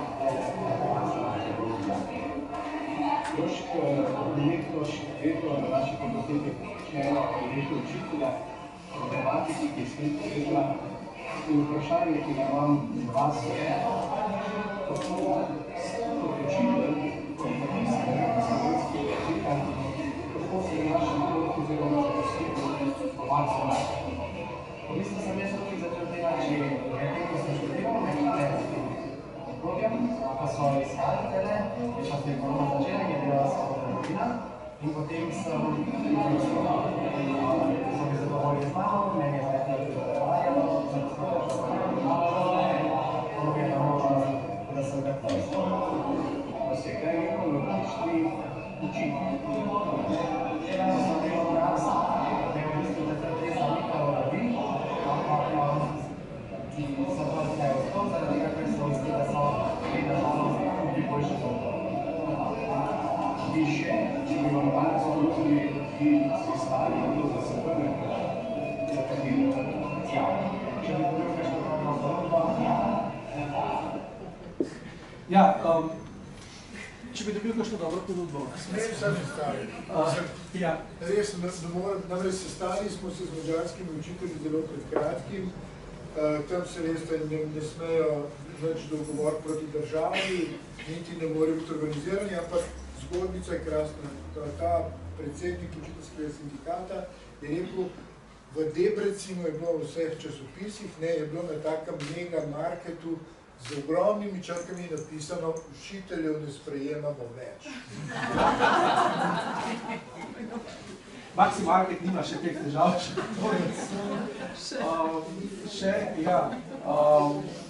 ampak, kolega je pri drugi povedal, da je začel delati v trgovini že pred študijem in dobil pogodbo za nedoločen čas, to je najbolj študij, tako je eno dejavnikov, ki bi ga tu vzeli obzir, ampak zanima me pravzaprav, če se navežemo na to zgodbo, ampak tudi sicer, podatki, ki jih imamo, res kažejo na to, da se nam predvsem v prihodnje obeta na tem področju velika težava. Zaradi tega, ker imamo, to bo kolega Štukelj bolj švedel, kot jaz imamo med učitelji, med učiteljsko populacijo, precej takih, ki se bodo v prihodnjih nekaj letih upokojevali.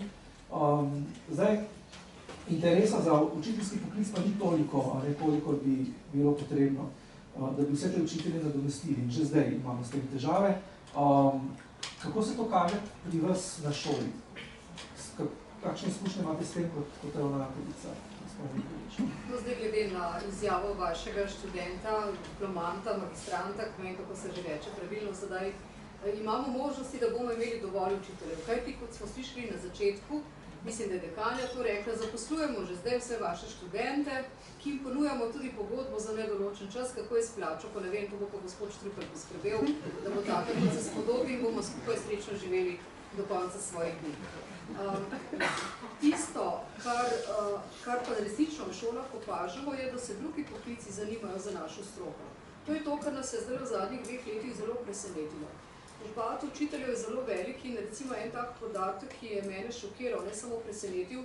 V času korone, ko ste fakultete, hvala lepa, krasno priskočili na pomoč šolam, ko ste nam nudili svoje študente, zato da smo lahko izvajali pouk nadaljavo, se je zgodil kontraefekt. Študente so takrat ugotovili, da delati z učenci, ki imajo za sabo starše, je pa nekaj tako zelo neznosno, nemogočega, tega pa ne bodo počeli. In tako na eni katedri, ne vem, če so čisto točne številke, ampak proporci pa so ta pravi, so imeli 20 absolventov, ki so jih ponudili šolam, ti študenti so tudi delali. Od teh 20 študentov se je po tej izkušnji odločilo, da jih bo samo 5 magistriralo in od teh 5 se je samo eden potem odločil, da bo dejansko šel šolo delati. To je tisto, o čemer se moramo vprašati in morda kot družba stopiti skupaj nekaj narediti za ugled, za spoštovanje tega poklica. Jaz se zavedam, da smo učitelji tukaj prvi v vrsti, da vrnemo ugled našemu poklicu, ampak ne moremo pa tega storiti sami. Dokler dovolimo, da se vsak laik vtika v to, ali je ravnatelj ustrezen ali ne, tukaj recimo govorimo o občinskih svetih, v katerih so lahko osnovnošolci, pa vplivajo na to, kdo bo vodil šolo, ne samo osnovno, tudi srednjo in tako naprej, če zdaj govorimo o izbiri ali razrešitvi ravnatelja po sedanji ureditvi.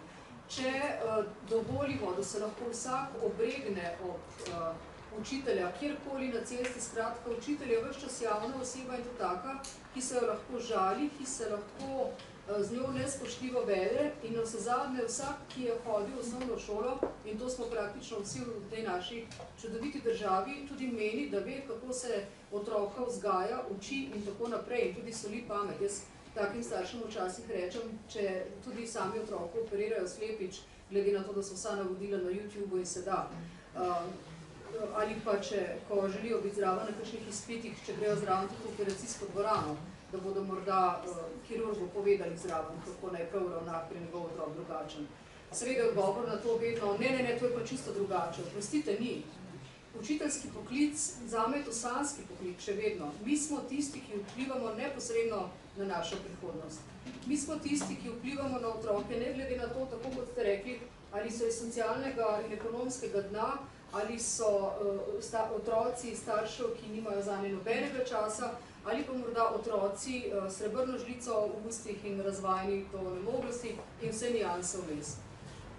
Lahko, če bomo kot družba znali šoli prepoznati to vrednost. Ja.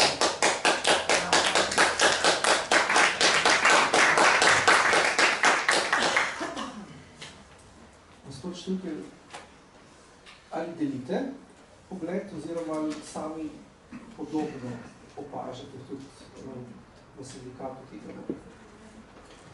No, nedvomno opažamo to, da je pri nas na delu zadnjih 10-15 let neka marginalizacija tako samega izobraževanja, kot posledično tudi samega poklica učitelja.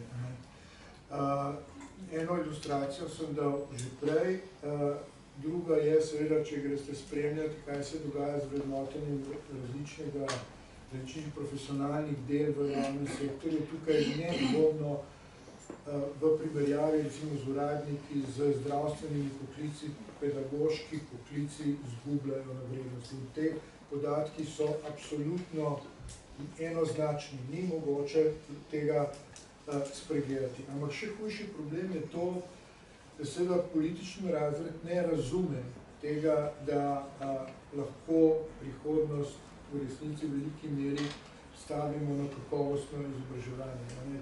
Tu vi ne boste politikov slišali, da bi sploh omenjali izobraževanje v predvolilnih kampanjah, ni nikoli to tema v zadnjih 10 letih.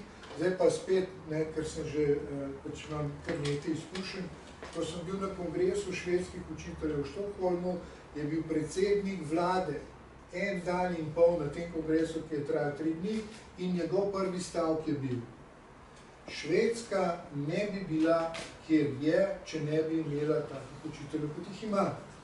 In seveda, to je za mene bil kulturni šok. Jaz kaj podobnega nisem slišal v tej državi v zadnjih 30 letih. 5. oktober, svetovni dan učiteljic in učiteljev. Ne predsednica države, ne predsednik vlade ne povabi, da bi se rekel, lejte, opazili smo, da obstaja. In seveda, če je politika tako ignorantska do tega, potem ne more biti drugače, kot je. In prav zaradi tega sem rekel, da bojo te trendi se krepili in se bodo poglabljali. In zato bi bilo potrebno to optiko, ki jo ima političen razred, da pomene izobraževanja v tej državi dramatično obraniti. Kolega Fink, kot študenta, pravzaprav na koncu, tako rekoč študijske poti, pred vstopom v kariero, vas sprašujem, a je pedagoški poklic za vas privlačen, se boste zanj odločili? Kaj vas kot mladega človeka v bistvu lahko motivira za to, da svoje življenje posvetite?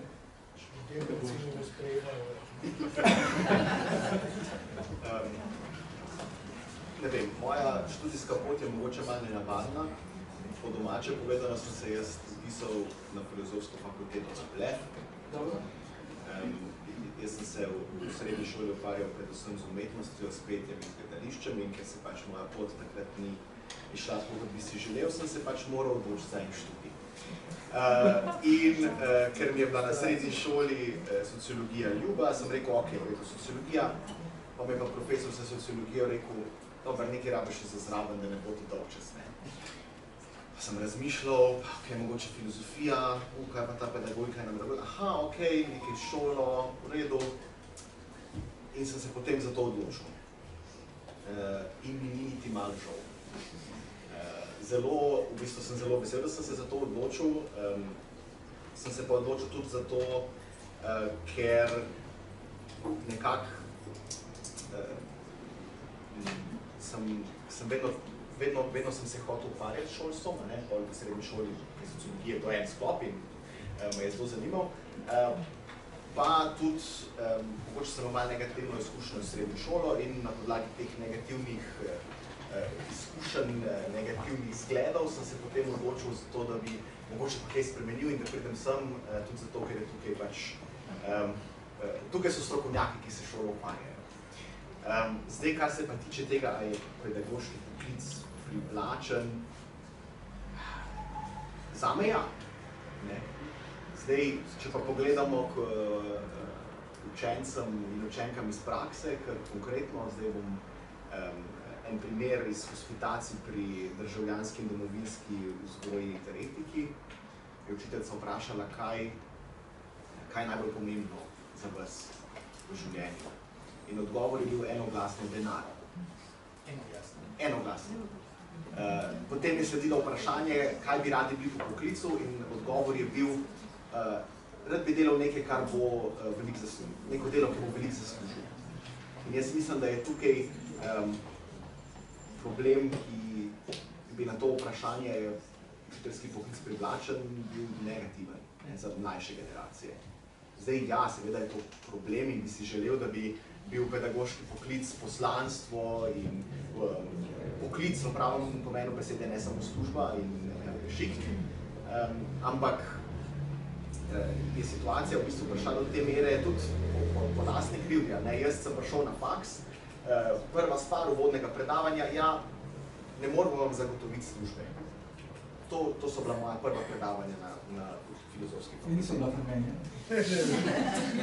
Ne vem. Ampak to je bil moj začetek in mislim, da nisem bil edini v tem in da je tudi že iz tega vidika, pedagoški poklice pa ne splača. Tam itak ne boš dobil službe in je v bistvu to skozi leta privedlo do tega, da zdaj pa res noben, kar veliko ljudi noče te službe, zdaj govorim z namenom. Tako da ne vem, rešitev zdaj zelo materialistično gledano, štipendije je treba osmisliti, pa stanovanje nam je treba dati. Študentska problematika je takšna, kot je, tudi zaradi tega, ker imamo slabe pogoje. Ja, smo posneli. Hvala za ta pogled. s tabo bi zaključil, Daniela, tudi zato, ker se v bistvu kot strokovnjakinja na našem oddelku ukvarjaš tudi z vprašanji profesionalnega razvoja, rečemo, poklicnega razvoja. Kakšna bi morala biti po tvojem mnenju na tem področju strategija države? Ja, zdaj, če sem malo cinična, takšna, da nas ne bi pripeljala v situacijo, v kateri smo. Ker to, kjer danes smo, kaže na to, da država nima strategije. 2018 je Italis raziskava za Slovenijo pokazala, da so naši učitelji starejši od evropskih kolegov, da so učitelji začetniki slabše plačani od evropskih kolegov, pa se nič ni zgodilo. Tako da ne moremo ravno trditi, da ne vemo, da smo zdaj šele začeli ugotavljati, ko ravnatelji kličejo na ministrstvo, da ni učiteljev, da v bistvu pač je težava. Seveda je treba najprej kratkoročno to rešiti, to akutno situacijo, da se ne ponovi. In ja, jaz se strinjam z našim študentom, ja, štipendije, ampak štipendije za vse. Čeprav štipendije so srednjeročni ukrep. Če mi danes začnemo štipendirati, dajmo se šteti leta, 3 plus 2 plus 2 absolventa, to je recimo 7 do 9 leta, ko pride recimo izdelan kader potem v šolo. Trenutno imamo v državi sicer ja, štipendije za pedagoške poklice, ampak ne za vse. Mi bomo najbrž čakali, da nam zmanjka še drugih profilov, pa bomo potem začeli štipendirati tiste, ker zdaj zelo reducirano se štipendira v bistvu ta kader.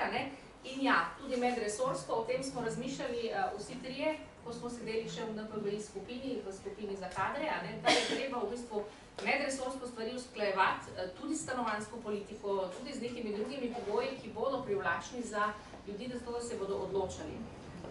Zdaj, kar se tiče ugleda učitelja, plače seveda je treba urediti, jaz to ne dvomim, čeprav plače niso edina stvar, zaradi katere učitelji odhajajo ali ostajajo. To kažejo raziskave.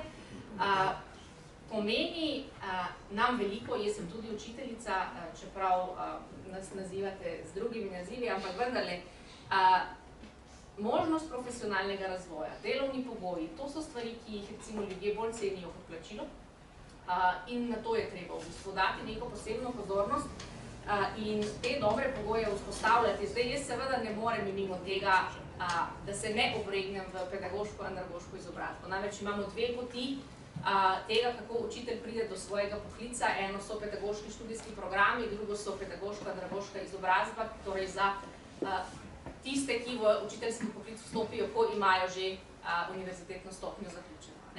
Zdaj, v tej akutni situaciji se seveda tudi pri nas izjemno pritiska, da bi se rahljali pogoji pri tem, kdo lahko vstopi v šolski prostor, torej da se pedagoško-andragoška izobrazba umakne kot eden od pogojev, zato da se učitelji zaposluje. Jaz mislim, da je to narobe na veliko ravneh. Učitelj je človek z dvojno kvalifikacijo. Je strokovnjak na področju stroke, ki jo poučuje, in je pedagoški strokovnjak. In pedagoški strokovnjak potrebuje znanje za to, da strokovnjak postane.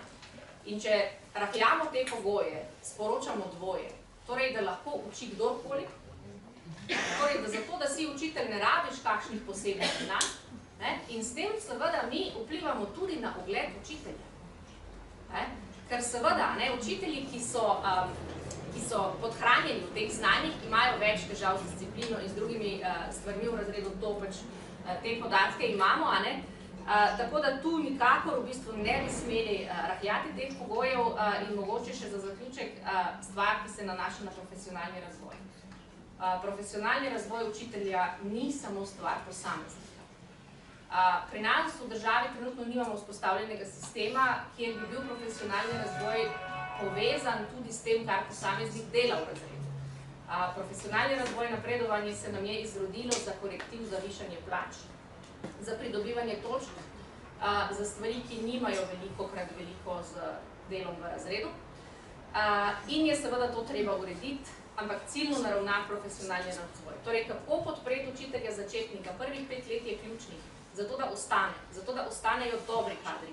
Kako bomo delali, kako bomo v profesionalnem razvoju podpirali tiste, ki so med 5 in 15 let in imajo izzive, in tiste, ki so po 15 letih in počasi izpregajo, potrebujejo podporo In seveda, profesionalni razvoj mora biti vezan tudi na začetno izobraževanje, ker nobeno začetno izobraževanje učitelja, ne drugega strokovnega delavca v vzgoji in izobraževanju ne more pripraviti za točno tisto delovno mesto, na katerem se zaposli. Temu je namenjen profesionalni razvoj. Mi zelo slabo tudi spremljamo ta profesionalni razvoj, ti naši mehanizmi kakovosti niso ravno stvar, na katero bi mogli biti ponosni. In jaz mislim, da je skrb za kadre stvar, v katero bi država morala vlagati, zato ker to pomeni kakovosten sistem.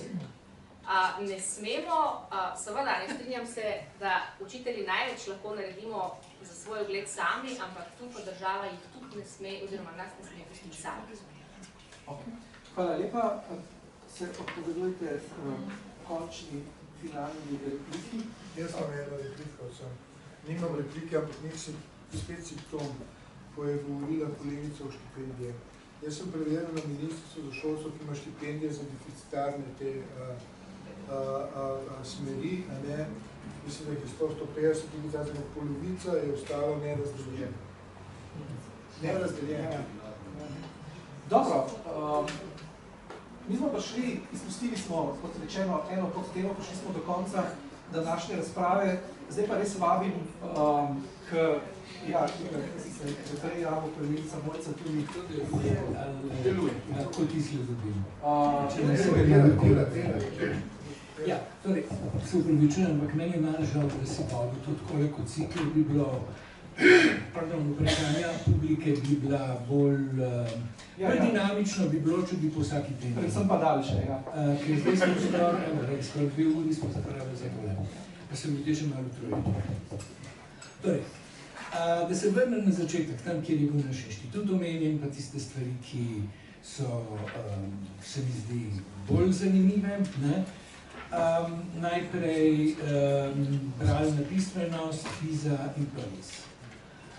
Tukaj, kot pravijo naše raziskovalke, ki se s tem pač intenzivno ukvarjajo, ne gre za enkraten padec, ampak se kaže negativen trend. Pa ne samo tukaj. Lansko leto smo predstavili tudi rezultate raziskave ICCS. To je državljanska pismenost, ki gre takole dol. In sicer odgovori, ki jih prebiramo, so točno takšni, kot je kolega omenil. Denar je pomemben, predvsem pa je zaznati nekaj, kar pa mogoče ni tako zelo dolgoročno se prej kazalo, da fantje oziroma dijaki menijo, da punce ali dijakinje niso primerne za javne službe, da so primerne za vlogo mame, za štedilnike in podobne stvari. Čisto resno. In zdaj ti si omenil že, da letos se bodo pokazali rezultati pri Teamsu. Ne samo Teamsu, tudi na koncu leta imamo tudi TALIS. Ker v tej situaciji, kakršna je zdaj z učiteljstvom v Sloveniji, zelo zanimivo pogledati, kakšni so rezultati. Že 18. junija boste pa lahko videli rezultate PISA-nega modula o ustvarjalnem mišljenju in kognitivnih procesih in sposobnostih. Svetujem, da si to pogledate. Jaz seveda rezultate poznam, pa jih seveda do tistega datuma ne smem razkriti, ker je tukaj politika, da velja embargo do dneva. Bodo pa vsekakor vas bodo zelo razveselili o tem, zlasti učitelja, o tem ni dvoma. Zdaj pa samo ugotovite, da je to sarkastično. Jaz sem strg cinik in tako da zdaj pa, ker tisti pasionantni temi, vse zame pasionantne, in to je digitalizacija. Seveda, kot je kolegica rekla, se digitalizaciji v današnji družbi ni mogoče izogniti. Ja, vsi porabljamo klik, celo moja mama, ki ima 85 let. Vsi porabljamo SMS-e, da vprašamo koga, kako si, bla, bla, bla. Fino. Jaz sem mimogrede, poleg tega, da sem verjetno eden najbolj ostrih kritikov digitalizacije šolstva, tudi urednik ene od digitalnih knjižnic, kjer se objavljajo znanstvene monografije. Zakaj? Zato, ker je za znanstveno raziskovalno delo digitalno gradivo veliko bolj primerno. Zelo hitro ga citiraš, hitro najdeš tisto, kar potrebuješ, za knjige bi rabil 3-4 več časa. Ampak to je položaj zaslonov in vsega tega v družbi. sem pa absolutno proti temu, kar počne to ministrstvo, da se skuša digitalizirati šolstvo tako rekoč od vrtca naprej. Zdaj, v vrtcu smo pristali pri zelo zanimivi formulaciji, da se bodo šli digitalizacijo brez digitalizacije. Zdaj, kot verjetno vas je več, ne samo jaz ne razumem, kaj to je. In kolegica novinarka Dnevnika, ki je opravila intervju z vodjo delovne skupine, seveda se temu vprašanju ni mogla ogniti. Kaj bi pa bila digitalizacija brez digitalizacije? In je dobila presenetljiv odgovor, tudi zame presenetljiv odgovor, verjetno tudi za vas, da sej mi od vsega začetka, mi ljudje, nekaj sortiramo po kategorijah, podobnostih in teh stvarih in že od ranih let sledimo nekim navodilom. No, to je digitalizacija brez digitalizacije. Jaz se zahvaljujem vodji programske skupine, ker torej smo vsi od začetka, kateri procesi se začnejo že pri 2-3 mesečnem dojenčku, smo očitno digitalizirani že od vsega začetka. Ampak, tisto, kar je pa res, kar zadeva naše ministrstvo, katastrofalno, je pa tole. Mogoče veste ali pa ne veste, da se je od vseh centrov in skupin ali kakorkoli že enot, kot temu rečejo na ministrstvu, najbolj povečal oddelek za digitalizacijo. In te ljudje uvajajo učna gradiva, digitalna, tudi za pametne telefone in tablice, ne samo za računalnike.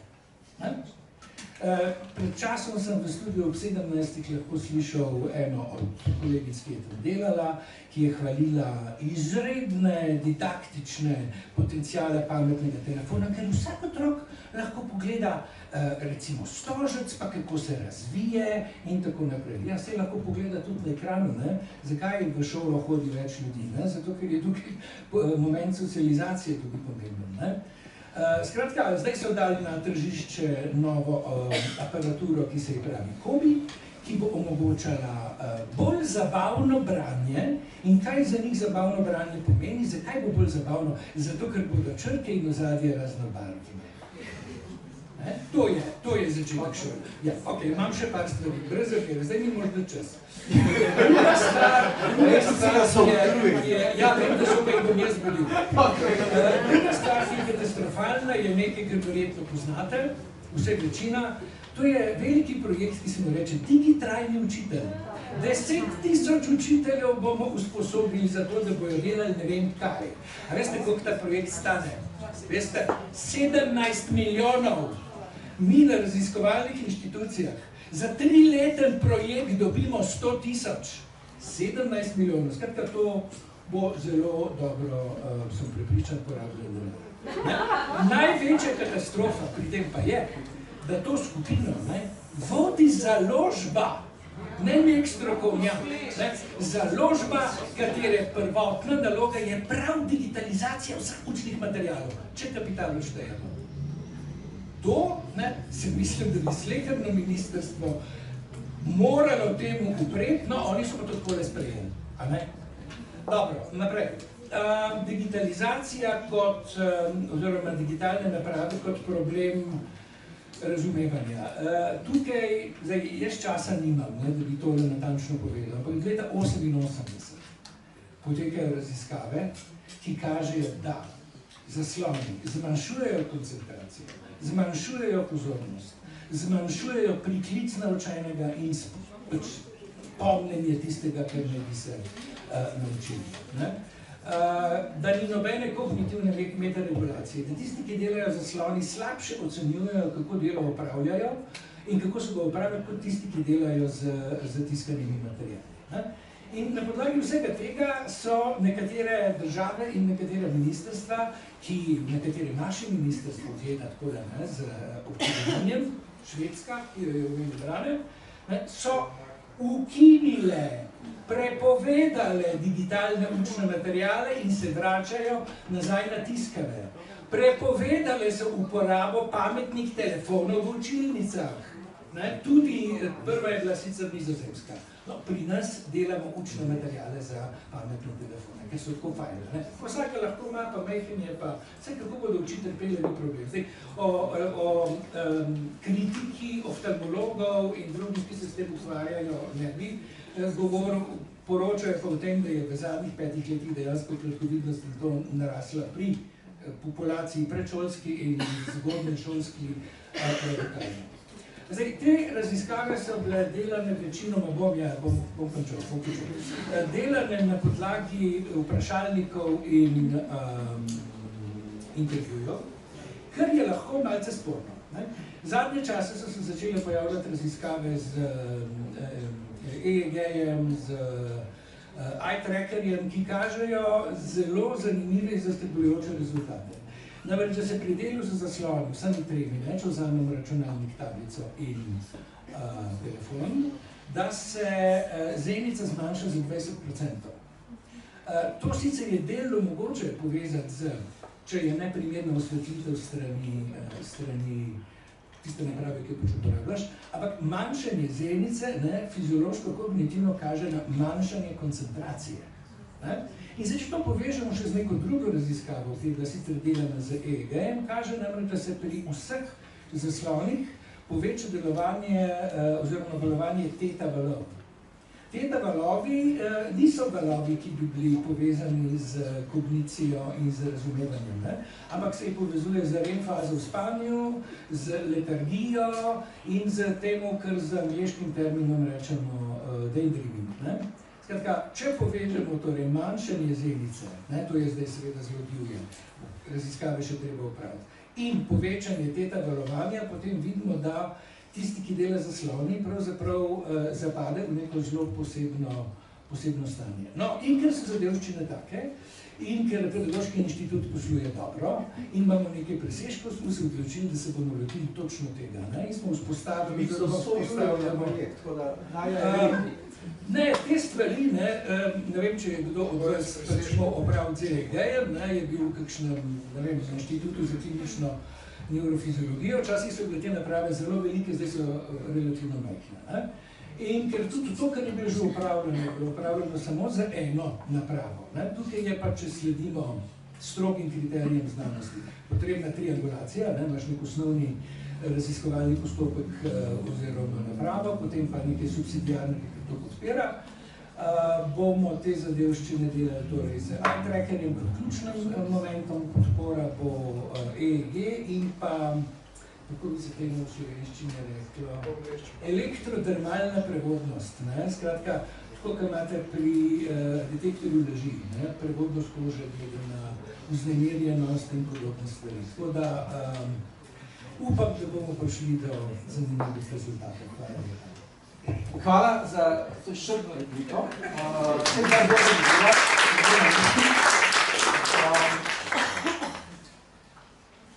Kolegica Mojca. Zelo kratko repliko. In sicer v polemiki med kolegico Mojco in kolegom Štrukljem.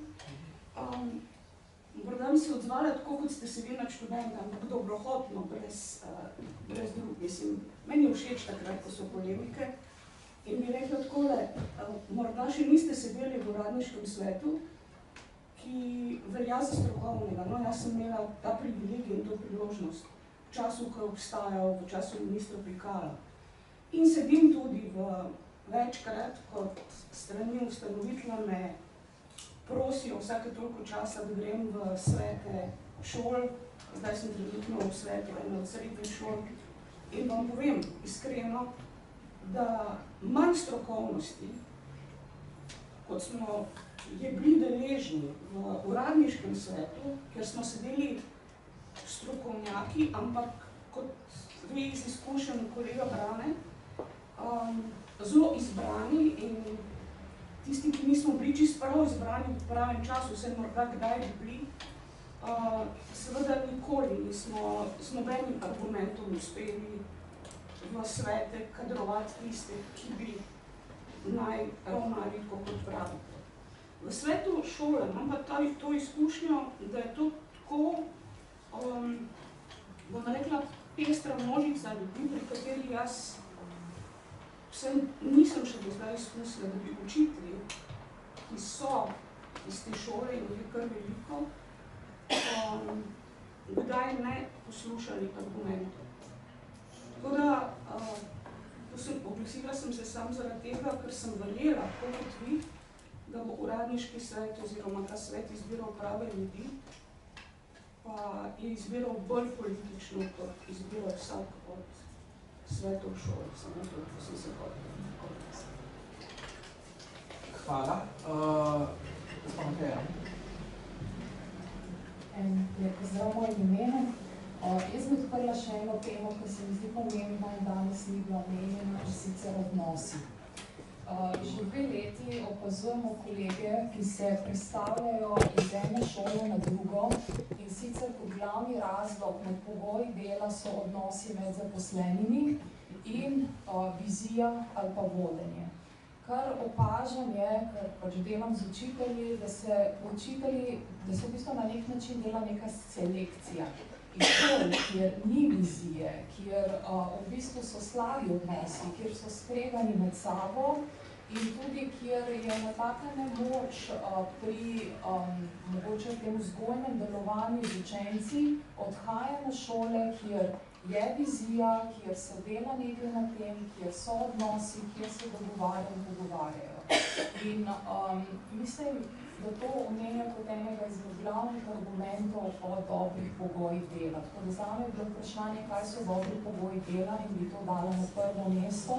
Nemoč, ki občutijo učitelji v razredu, ko 16krat rečejo, se nič ne zgodi in seveda na predmetni stopni zadnji prijatelj opazujemo že učence, ki vodijo razred, pogosto so to fantje in dekleta so že utihani. Ko je svetovalka iz tujine z mano skupaj disputirala na nekaj slovenskih šolah, je rekla, mene skrbi za punce v vaši državi. In pravzaprav mi je odprla oči s tem in mislim, da tudi to, kar je gospod omenil že iz teh raziskav, ta odnos fantov do deklet, pravzaprav to potrjuje in pokaže. Tako da bi mogla biti prioriteta, se mi zdi, delovanje šole v prihodnosti. Hvala lepa za vaše mnenje. Je še kak odziv, komentar, vprašanje? Ja, dober dan. Jaz najprej bom čestital in se zahvalil organizatorjem za to okrogle mizo, ker mislim, da je res v redu in potrebna in taka, kot jo imamo radi na Filozofski fakulteti. Jaz tudi prihajam iz Filozofske fakultete, se s takim poznate, nek Cukljan. Sem se pa želel samo nakratko odzvati oziroma mogoče jedno vprašanje postaviti kolegici tam na koncu, ki je govorila o svojem profesionalnem razvoju učiteljev. Mi smo govorili tudi, malo smo se dotaknili te prenove aktualne, ki poteka, ker sem jaz tudi tako od strani udeležen kot član eno teh komisij in ki je res na zelo različnih nivojih pravzaprav poteka zelo neusklajeno ali pa slabo organizacijsko, ima skratka veliko težav. Ampak ena stvar, recimo, ki se je pri nas mogoče pokazala in ki jo ugotavljamo, je v povezavi z učnimi načrti, da ne glede na to, oziroma tako rekel, tudi če recimo učni načrt v redu pripravljen, je včasih problem njegovo uresničevanje v praksi. Tudi zaradi tega, se pravi, strokovnega razvoja učiteljev. In zdaj mene čisto tako zanima, ko ste govorili vse te stvari, imate vi kakšno konkretno recimo rešitev, kaj bi bilo treba narediti na tem področju, ker mi, ko se pogovarjamo s kolegi, smo razmišljali, da bi bila mogoče taka zelo dobra stvar, kakšna licenca, recimo za učitelja. Tako kot je recimo licenca v zdravstvu, vsak zdravnik, če želi delati, mora enostavno imeti licenco, ki mora periodično obnavljati.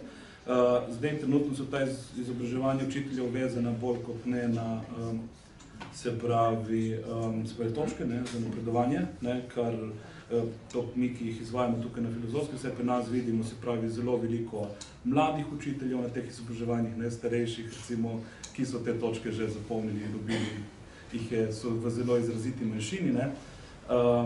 Skratka, ne vem, eno tako moje mnenje je, da bi si ene take stvari, tudi iz razlogov, ki ste jih vi navedli in ugleda učitelja in tako naprej, pravzaprav v prvi vrsti morali želeti učitelji sami, se pravi, nekaj takega izobraževanja. Ja, to je